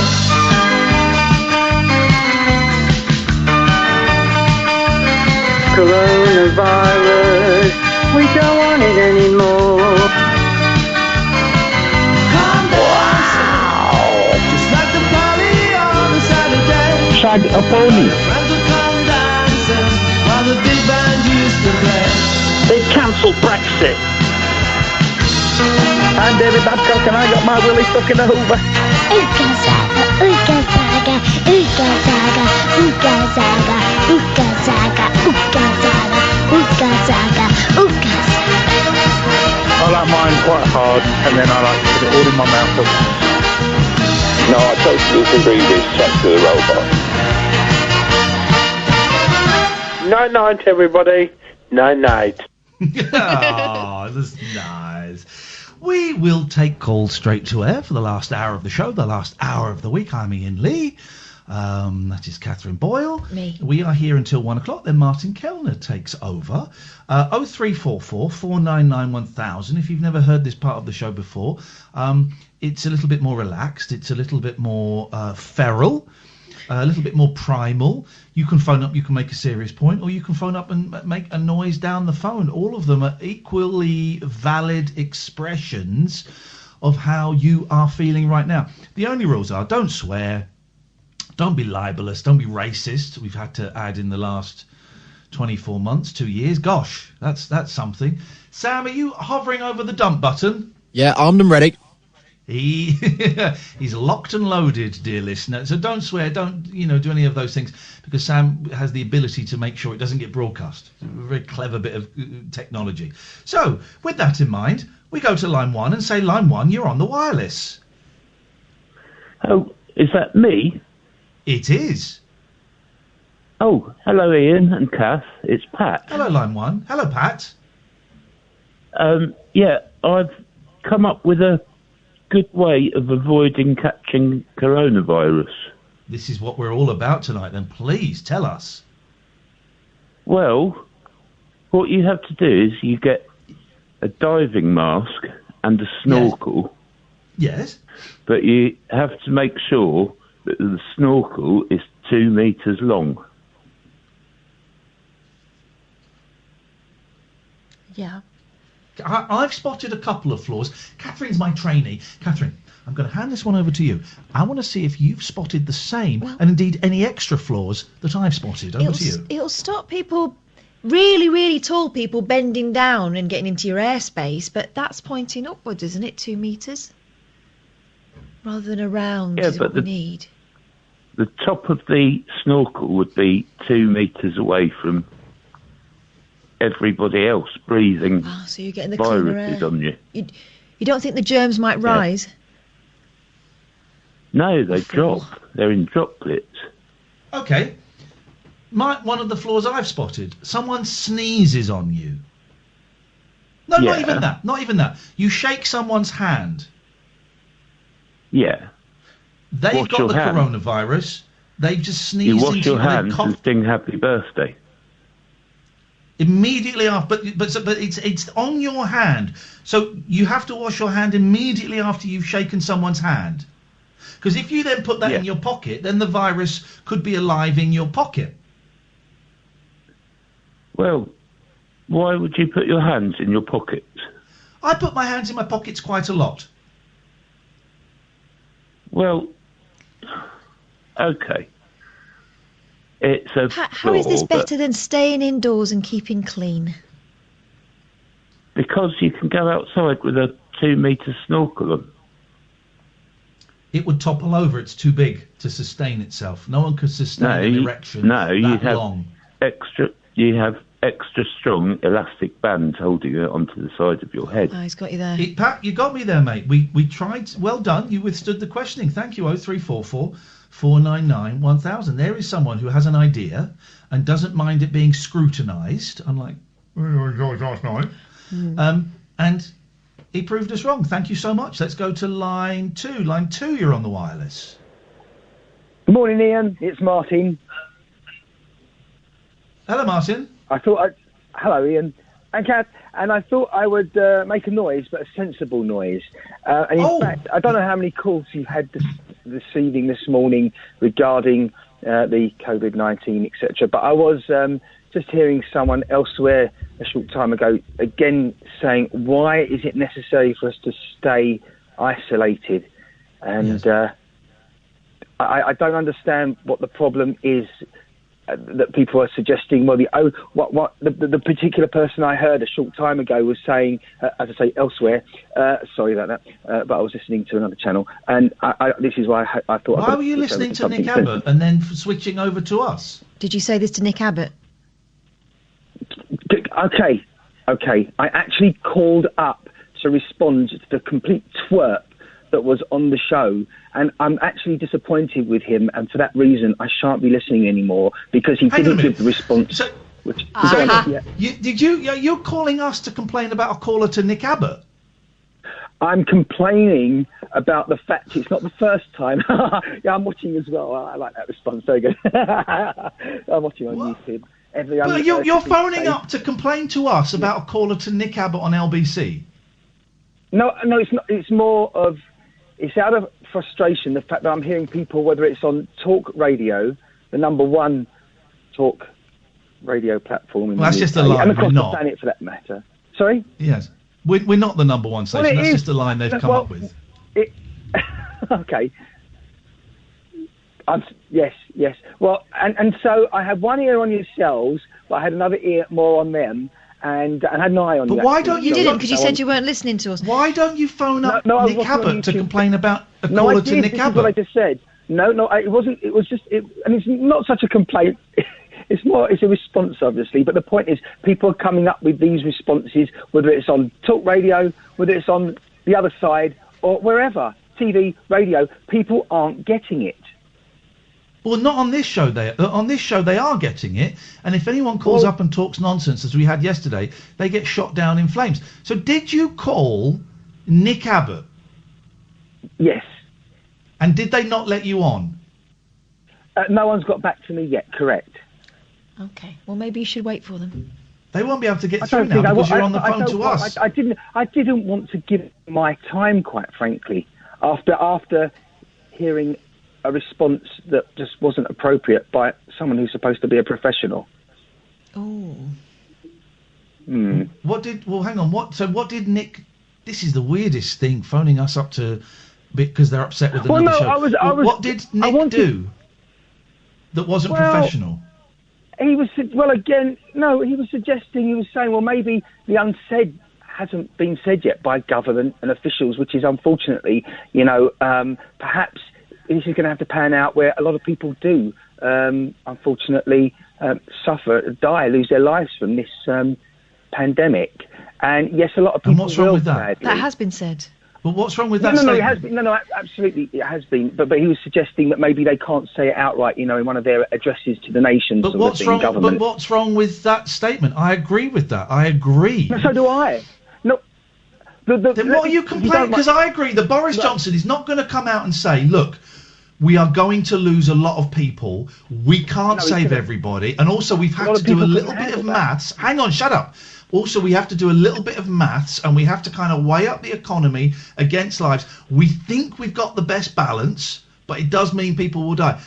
If that's what Nick was suggesting, and boy, oh boy, we're kind of clutching at straws here, I agree with that. So what's your problem?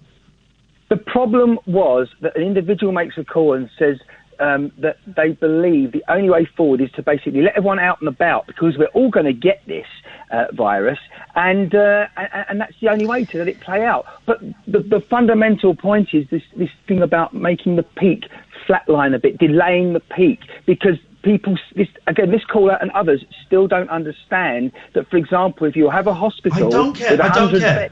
I don't care. Yes. What I want to know is, what is the beef you've got with Nick Abbott, who's one of the greatest broadcasters this country's ever had? I still don't know what your beef is with him.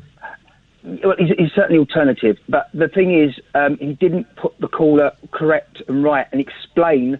he didn't say what you wanted him to say. That doesn't necessarily mean he's wrong. I get that. The glass could be half full, half empty, absolutely. No, that's irrelevant. He didn't say what you wanted him to say, so you're upset with him, so you're phoning us. Do you realise, Martin, although on the screen it says Matt, do you realise how nuts that makes you sound? No. Thank you very much for your call. 03444991000. Guys, everyone, flick over to LBC because I think Matt / Martin is about to call up Nick Abbott and complain about me. This is Talk Radio. Late night, Iain Lee on Talk Radio. Museologia. So logia. All right, let me work this out. I'm being followed by someone who would appear to be Spanish. I've just clicked on their bio, as I often do if someone new pops up. It's all in Spanish. Catherine claims to speak this mythical language. Yeah, I'm throwing these words at her. She's like, I don't know what that means. What? Well, maybe it's the way you say it. Museologia. Now, log is to write, to log, to... so she... Please! Don't! Let me It's basically ology. Ologia is ology. It's not. It is. It isn't. Logia is to write. Yeah. Yes, to log, to logarithms. Museo is museums. She writes about museums. Correct. Or incorrect? Yeah. Thank you. You see, you're not the only one that can do it. Okay. Maybe I'm doing it a little slower than you, but I'm doing it. Well, you're doing it. Thank you. Whether you're doing it right is another matter. Thank you. Anyway, impressive. You're welcome. Call straight to air. Let us go. Don't make that sound. That sound is so rude. What, the breathing sound? That sound is so rude. So rude. Line 1, you're on the wireless. So rude. Hello? Hello, are you there, Ian? I am. Right.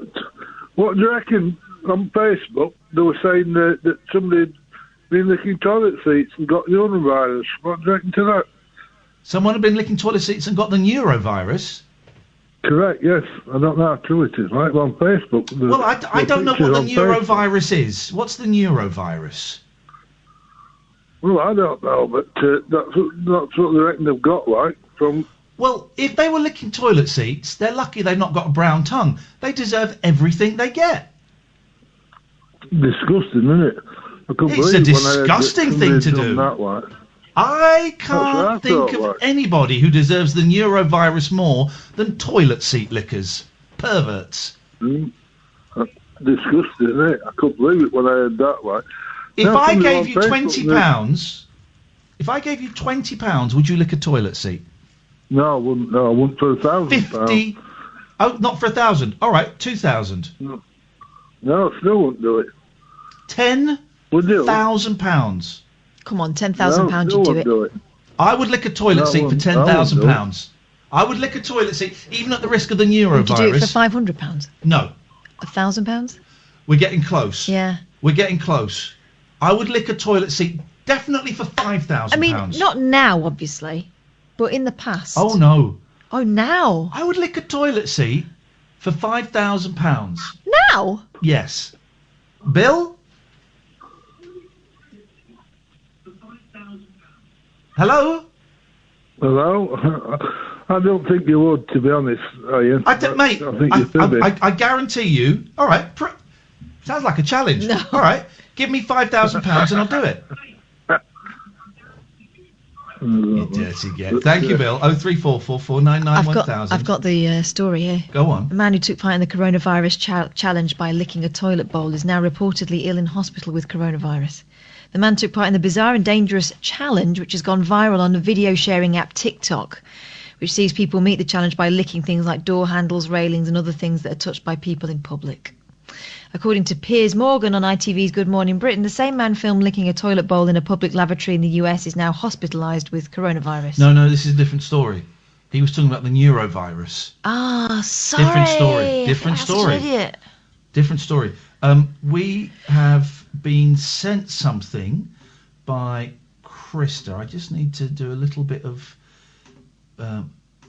put that there, and I put this here. We've got a new Keep Your Spirits Up special jingle. How could it beat the last one? Well, I don't know if it can or not, but we're going to have a little listen. Let me just turn this down in case this is a bit loud. Here we go. Keep your spirits up special. We don't want to go mental. We're all stuck at home. Someone throw me a bone, and we will get the special. The last bit don't work. Yep, actually that was rather better. good, yeah. There we go. The heat is on, baby. The heat is on. Let's go to line one. One, you're on the wireless.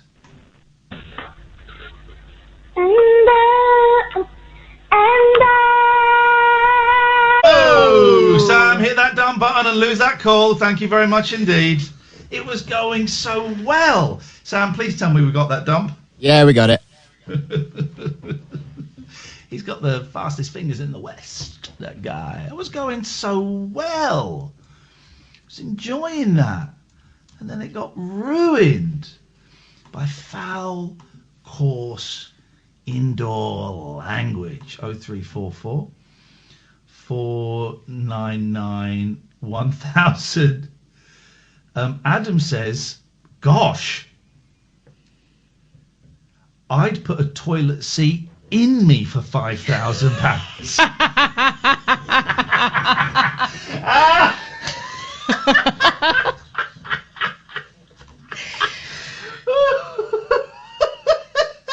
I hear you. £5,000 not to be sniffed at. Pete says, it depends on whose toilet seat it is. The loo at my mum's, give me a couple of £100 and I'm there. That's a bit weird, mate. What he means is he knows she keeps it clean. Keeps what clean? Oh, the toilet seat. And, yeah. A public... downstairs. A public toilet, we're talking at least 5 figures, and the first figure would not be a 1. Again, I'd do it for £5,000. I would do it for... Mate, some of the crap I ate in Australia, this is nothing to me. This is nothing to me. No, I would do it for... I'd do it for £5,000, definitely. 03444 99 1000 is the telephone number. We're taking calls straight to air. We're coming to the end of the first week of lockdown. My initial fears and panic. The panic has gone. Yeah. The panic has gone. You found this new normal everyone's talking about? Yeah, and I think we mentioned this in the week, how quickly human beings adjust to the situation. This is now the normal, and the longer it goes on, and it will be longer than 3 weeks, I'm pretty sure, the longer it goes on, the more normal it will become. And but when I was in the panic, I was thinking, my God, we've got 6 months of panic. The knot in my stomach was almost gone. It's still there a little bit.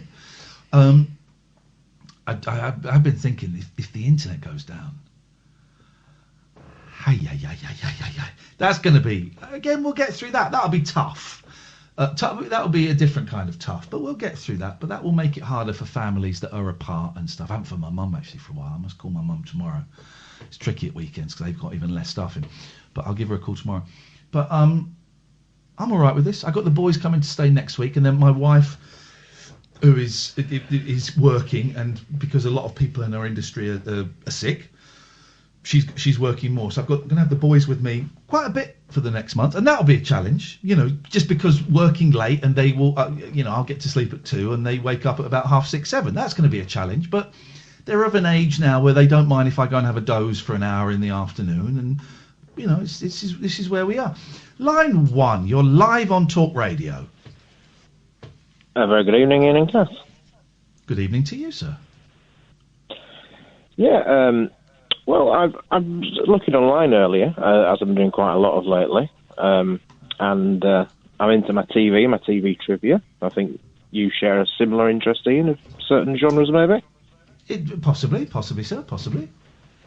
And no, it's just something that I was reading into, and sometimes you read something online and you read and you think, oh, that's quite interesting. And I was reading about One Foot in the Grave, actually, with Richard Wilson. I'm sure you know that, the sitcom.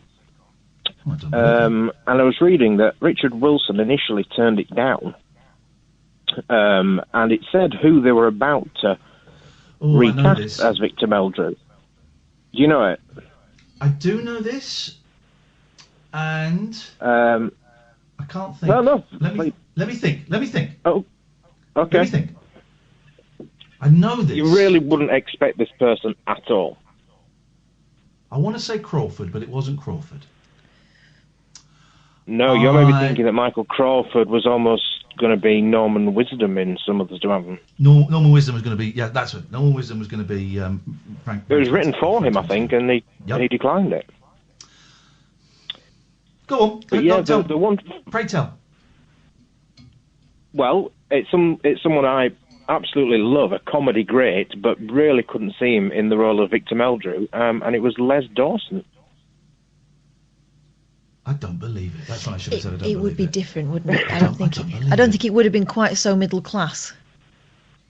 It wouldn't have had the same appeal, I don't think. I mean, Les Dawson was fantastic, and it's sorely missed, but I just could not see him in that role at all. It wouldn't have been the right programme for him.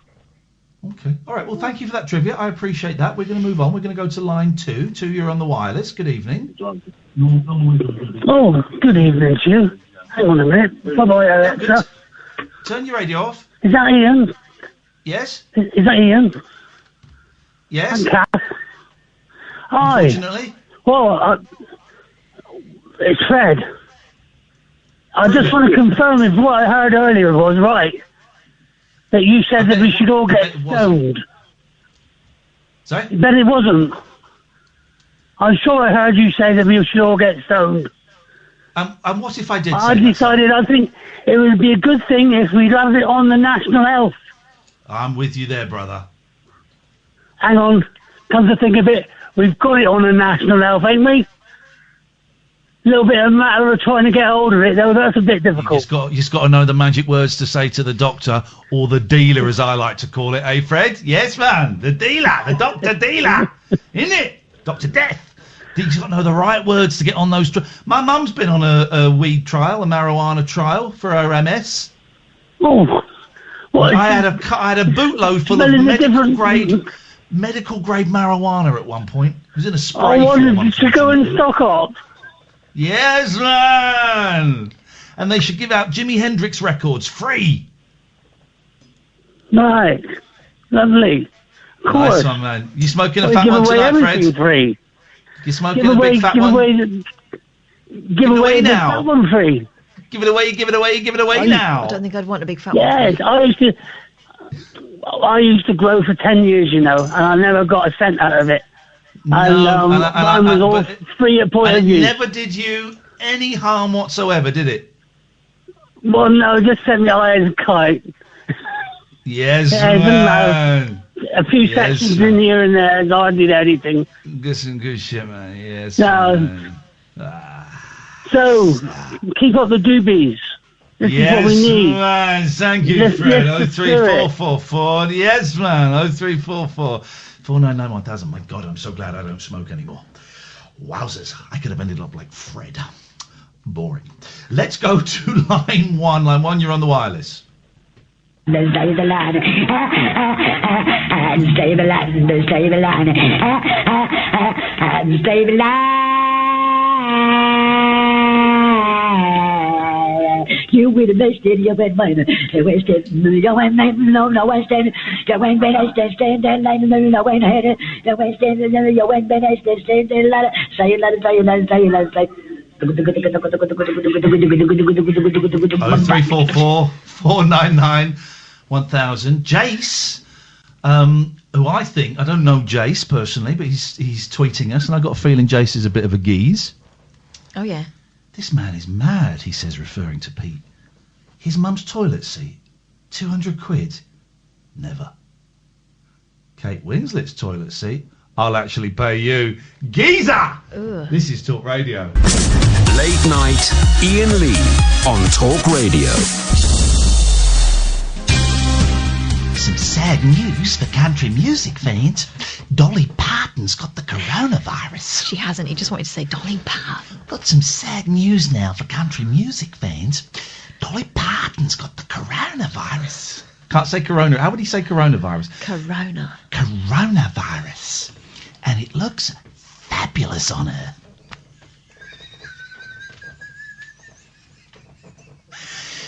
Some sad news now for country music fans. Dolly Parton's got the coronavirus, and it looks fabulous on her. Say corona. I can't quite get coronavirus. Coronavirus, and it looks fabulous on her.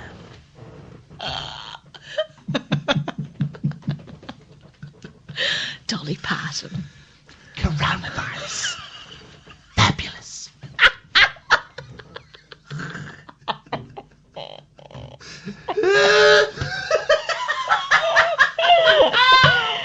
Oh God! Dear. Please, I'm so glad we're not locked in together. Honestly, it would just be Dolly Parton. We've had 15 hours spread over a week, and already I'm feeling stir crazy in your presence. Let's go to line one. Line one, you're on the wireless. Did I hear you say that Dolly Parton has got the coronavirus? And it looks fabulous on her. Oh, she's so spunky. 0344 499 1000. Apparently Dan says Corona. Coronavirus. Some sad news for country music fans. Dolly Parton's got the coronavirus, and it looks fabulous on her. She hasn't, by the way. Oh. As far as we know. Line two. I'm hyperventilating doing Dan Wootton. And I've been doing it for like 20 seconds. He does it 24 hours a day. And it looks fabulous on it. Good evening, line two. You're live on Talk Radio. Is that me? Unfortunately, yes. Hello? Yes? Hi, Iain, it's Emre again. I'm just saying thank you very much for the radio for the last week or two. It's been great, and obviously I've been listening for a long time, but it really brings like a community spirit, you know what I mean? Like someone to, relate to, kind of, even though you're on a different level. Are you, and you were tweeting us earlier on, weren't you, Emre? Yeah, I was tweeting. I thought maybe we could I saw play your it. tweets. Can I ask, are you whispering so that you don't wake Mum up? Yeah, because you'll shout. You don't want to hear that. No, I know what it's like. I'm a grown man, right? But I still, at this time of night, if I had to make a phone call, I'd be whispering because I'd be scared. My mum doesn't live anywhere near me. That she would wake up and she would bang the floor, and you'd go, "Oh no, I've woken Mum up! Oh no!" Yeah, I can never judge when to call, because I call when she's downstairs and risk shouting up, or I call when she's asleep and risk waking her up. Well, listen. Here's my suggestion, Emre. You sound like a great person, and your mum sounds brilliant. But if she shouts up while you're phoning us, just tell her to F off. We'll dump it. You won't get in trouble, I promise. Not with us. We'll dump it. Put her in a place. Emre, nice to talk to you, my friend, and thank you for your lovely tweets. I really appreciate it. 0344 499 1000. Line 3, you're on the wireless. Ahoy there. Ahoy. Ahoy. Welcome aboard, Captain. Thank you very much. We're speaking from the south Drunk coast side of the world. Congratulations. Could you turn your radio off? Although I don't think it'll make much difference. How's that? Sorry to later, Cornwall. Much, much better. Yes, thank you. What can we do for you? We're just ringing in just to say we called a piece, I think it was midweek, about CB radio. Oh, yeah. And about, this is good. I mean, yeah. Do you remember that?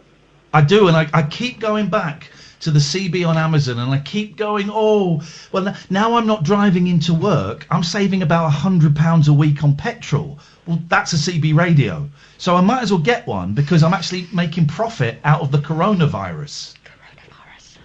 Corona. Well, I've seen a massive increase on the radio waves. I work the frequencies, and with the propagation that's coming up at the moment, which has been very, very high today, contacts through to many parts of the globe. A short opening on the frequency. This guy's serious. You're like a proper ham radio kind of dude. I'm looking at a small little handheld 40-channel CB, Citizens Band radio. But you're the proper sit there with the rig, and you can monitor everything. To a certain degree. I'm in a very excellent situation where we live there, Ian, we're on it's an XRF radar site. Oh, I know. Yes, I like it. What does that mean? That means that we live in what used to be a 40-acre site, radar, control room, bunker, and all to deal with the old Cold War in its day. So can you plug into the old radar and like use bounce off their satellites and bum their signals? No. That's what they found with this situation was that as they developed radar in the late 50s, it was getting faster and faster in technology. A lot of these sites became redundant, hardly used. Sorry, that was Catherine opening her drawers. Sorry. Stop. It's been a while. Please stop being churlish. I'm not. This is interesting stuff. I want to buy a CB radio, and this guy's helping me realise maybe I don't. Do you still get people meeting up for a 69? No, 49. 49. No, 49s now. They come around every now and again, but it's mainly. No one does them anymore. As I say, I've noticed. I've been on the CB for many a year. You must be tired. And what's your handle? My handle Big is Dom. Dark Star. Dark Star. I'm also a member of the Oscar Papa Oriental Pirates, which have been founded from OPAP. OP. Yeah. OPAP. Okay. Hey, listen, man, nice one. Thank you, Dark Star. I really appreciate that. And yeah, funny for someone who works in ham radio, didn't know how to turn the radio off at the start of the conversation, but I appreciate that. I'm buying a CB. We've spoken to 2 people in this week. Yeah. Who are on those things. Yeah. You really want to do that? Yeah, all I the do. time? I'm buying a handheld CB radio. Jeez. I'm saving £100. I'm profiteering from the coronavirus. I'm £100 a week better off. Spend it on something not boring. Let's go to line 2. You're on the wireless. Hello? That's you. If your number ends 918, you're live on Talk Radio. Too slow. Let's go to line 2. 2, you're on the wireless. Bottle boys, up with the love. Bit faster, come on. Don't care if it's early. If it's raining. Who cares? Yes, if it's dark. There's an old light, bottle boys, taking a line on the boat, on the boat, on the bottle boys.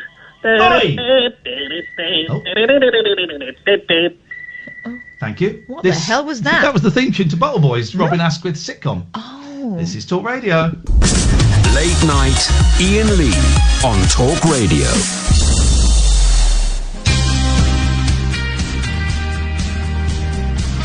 I feel we've done enough this week. Okay. I feel we've done enough. I've been giving all week, yeah.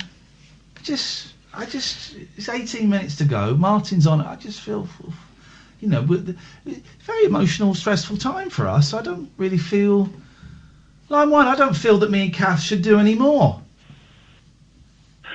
Oh, bye then. Well, would you like to host the rest of the show? No, I'd like to offer you all my CB equipment.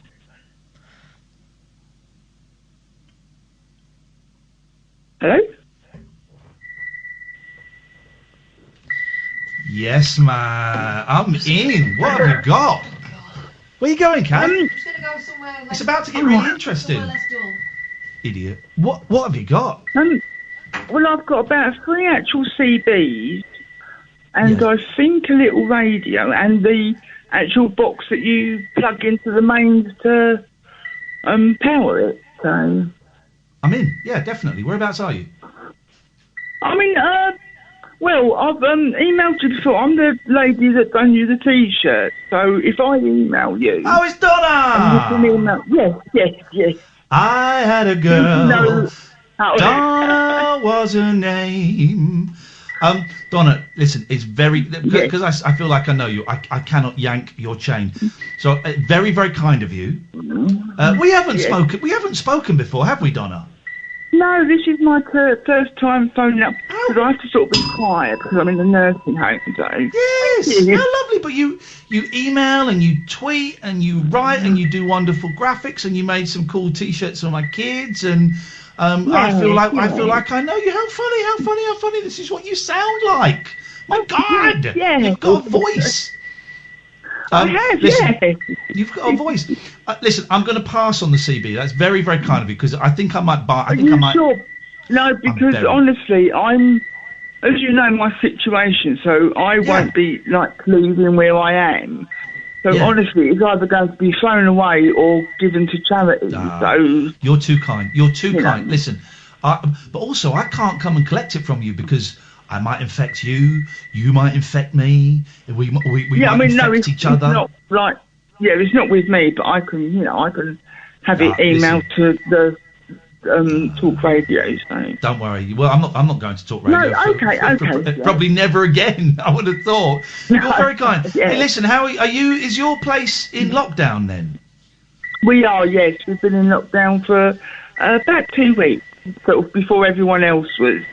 Good. The way it should be. How are you finding it? Lonely. Yeah. Yeah, but I mean, I've got my computer, so. So because sort of they only come in if they sort of really have to. They, they're sort of keeping sort of contact down to a minimum, but. Yeah. It's a funny old world, isn't it? It's a funny old world. Yeah. You're probably in one of the safest places. Yeah. I mean, it's not we have blood pressure and everything checked every day, so... Yeah, good. Hey, listen, you're very kind, Donna. I'm going to pass, but it's really nice to finally put a voice to the emails and the tweets and things. Thank you so much. See you later on. Take care. Bye-bye, Donna. Bye. Thank you. Bye, Donna. Very talented, Donna. Makes lots of bits and pieces. We're taking calls straight to air for a little bit before Martin Kellner comes on at 1. Good evening, line 2. You're on the wireless. Good evening to you. Just remembering Ian Dury. He left us 20 years ago yesterday. Yep. And it was nice to hear references on your programme earlier. I'm sure his risen spirit is in a rainbow land. You know, he recorded a poem for me called Rainbow Land. That was my vision of a world to come. And someone put it up on YouTube, but they left the last line out. And it was my best line. Whatsoever our fate, our destiny is great. Good line, isn't it? You want to create a zombie hotel for old people to die in, so... I don't know. No, I just, the more I think about it, the hotel's idea is a lovely idea. And the more I think about it, it's a terrible, terrible idea. And I think I was far too gentle on you. It's interesting, the gentle questioning got you so angry that it makes me think you must know that it's flawed. I was talking to my sister about it today, and she's a very, very intelligent woman. She was listening to the show today when I phoned her up, and she was listening to your bit, and she said, my God, that's one of the worst ideas I've ever heard in my life. She's one of the brightest people I know. Really? And yeah, it's a terrible idea. It's a lovely idea. It's a lovely way to It's kill interesting people. that you don't want to go in it, though, George. Sorry? All I said to you No, was I'm- where you I'm- prefer to be, and you said, I don't want to go there. I don't want I'm to die. I'm saying people would be invited to be looked after and cared for in comfort. I don't see how you can see anything negative about that. I don't know if you read any of the stories about the cruise ships. We did mention it. I saw in our prisons that there are 27 cases in 14 prisons. So put that on the same sort of level that you're thinking about. But you're talking about the elderly. You're talking about the most vulnerable group. Yes, being in a safe environment and being looked after. Using the same facilities. Someone's died in prison because of it. Someone's died in prison because of it. Yes, but I'm saying it doesn't spread. It hasn't spread through the prisons. It's 27 cases in 14 prisons. And when did you get those stats? I heard it on the radio earlier. Okay, 8 hours ago. So 27. No. 27 prisoners test positive. That's different from 27 cases. Right. Because you're implying that they've tested everybody, when they probably haven't. I would imagine they've only tested people who are showing symptoms. I don't know. No, trust me, that's how it works. They will only have tested the people. They haven't tested everybody in the prison. There aren't enough tests. So they've tested the people that have shown symptoms. So far, 27 inmates have been tested and have 27 inmates have tested positive across 14 prisons, but they will not have tested everybody. So you wait. In a week, that will have risen significantly. I doubt it. No, it's not. Here's the thing. That's how the virus works, George. That's how the virus works. It's a fact. It's not up for debate. That's a fact. It's contact. It's people touching each other. No, it's not. No, it's not. It's surfaces. Not. Why do you think we have to be 2 meters apart? Why can't it be a metre apart? And as Catherine says, it's surfaces. So you're in an enclosed building, all very cramped up. It's going to spread, man. Did you not read any of the stories of the cruise ships? I did, yes. Right. Yes, but I still think the hospitality hotels initiative is a lovely initiative. I think it's a lovely way to get rid of the older population. You're absolutely right. Anyway, why is it getting rid of the older hotels, population? It's looking after people for the duration of the virus. It really isn't, George. It really, really isn't. Your ignorance is not surprising, actually. Your ability to listen is not surprising, actually. I'm listening. Well, you're not, though. You're not. You're a stubborn old goat, and thank God you're not in charge of making any decisions. What have you called in for tonight? Me? What have I called in? My arse. Yes, what have you called in for tonight? I wanted to remember Iain Jory, and I wanted to pursue the hospitality hotels initiative. I will not let you pursue it because it's not. It's a terribly dangerous thing that would kill. It's not at all dangerous. George, you literally have no idea what you're talking about. No, you think that the virus is only communicated what you're by... talking about. Well, okay, I know you don't, but what am I? You think the only way the virus can be transmitted is by touching somebody else? Well, that's simply not true. Yes, but if people are in an environment where nobody has the virus, they can mix together and in comfort, Ian. Okay, listen, we're going round in circles. I get better arguments out of my 8-year-old, George. I'm not looking for an argument. No, I know, because you were looking for us to agree. I'm just trying to share a nice vision. No, but it's a horrible vision where loads of people would die. Why would loads of people die? Why would anybody die? Okay, all right, George, you're right. It's a brilliant idea. It's a great idea. Yeah, we're behind it totally. Good luck. Thank you. You're welcome. When's the first one opening? Sorry? Is what you'll be saying to all of the families of the people that die. But when will the first one be opening? As soon as possible, hopefully. Will you be moving in? I won't be moving in. I'm saying... Why not? It sounds so lovely. Yes, but why should I take up a space that somebody else might need? Well, you're in the vulnerable category, George, that you're trying to save. I feel safe, and I don't have any fears at all about the virus. It will pass away, and so will people that George, thank you so much for your call. 03444991000. Have a lovely weekend. Have a great weekend, guys. It's just so infuriating. So infuriating. This is what I find with him, though. He has all these wonderful ideas, but he doesn't want to be involved in any of them. Yeah. Oh, well. Dear me.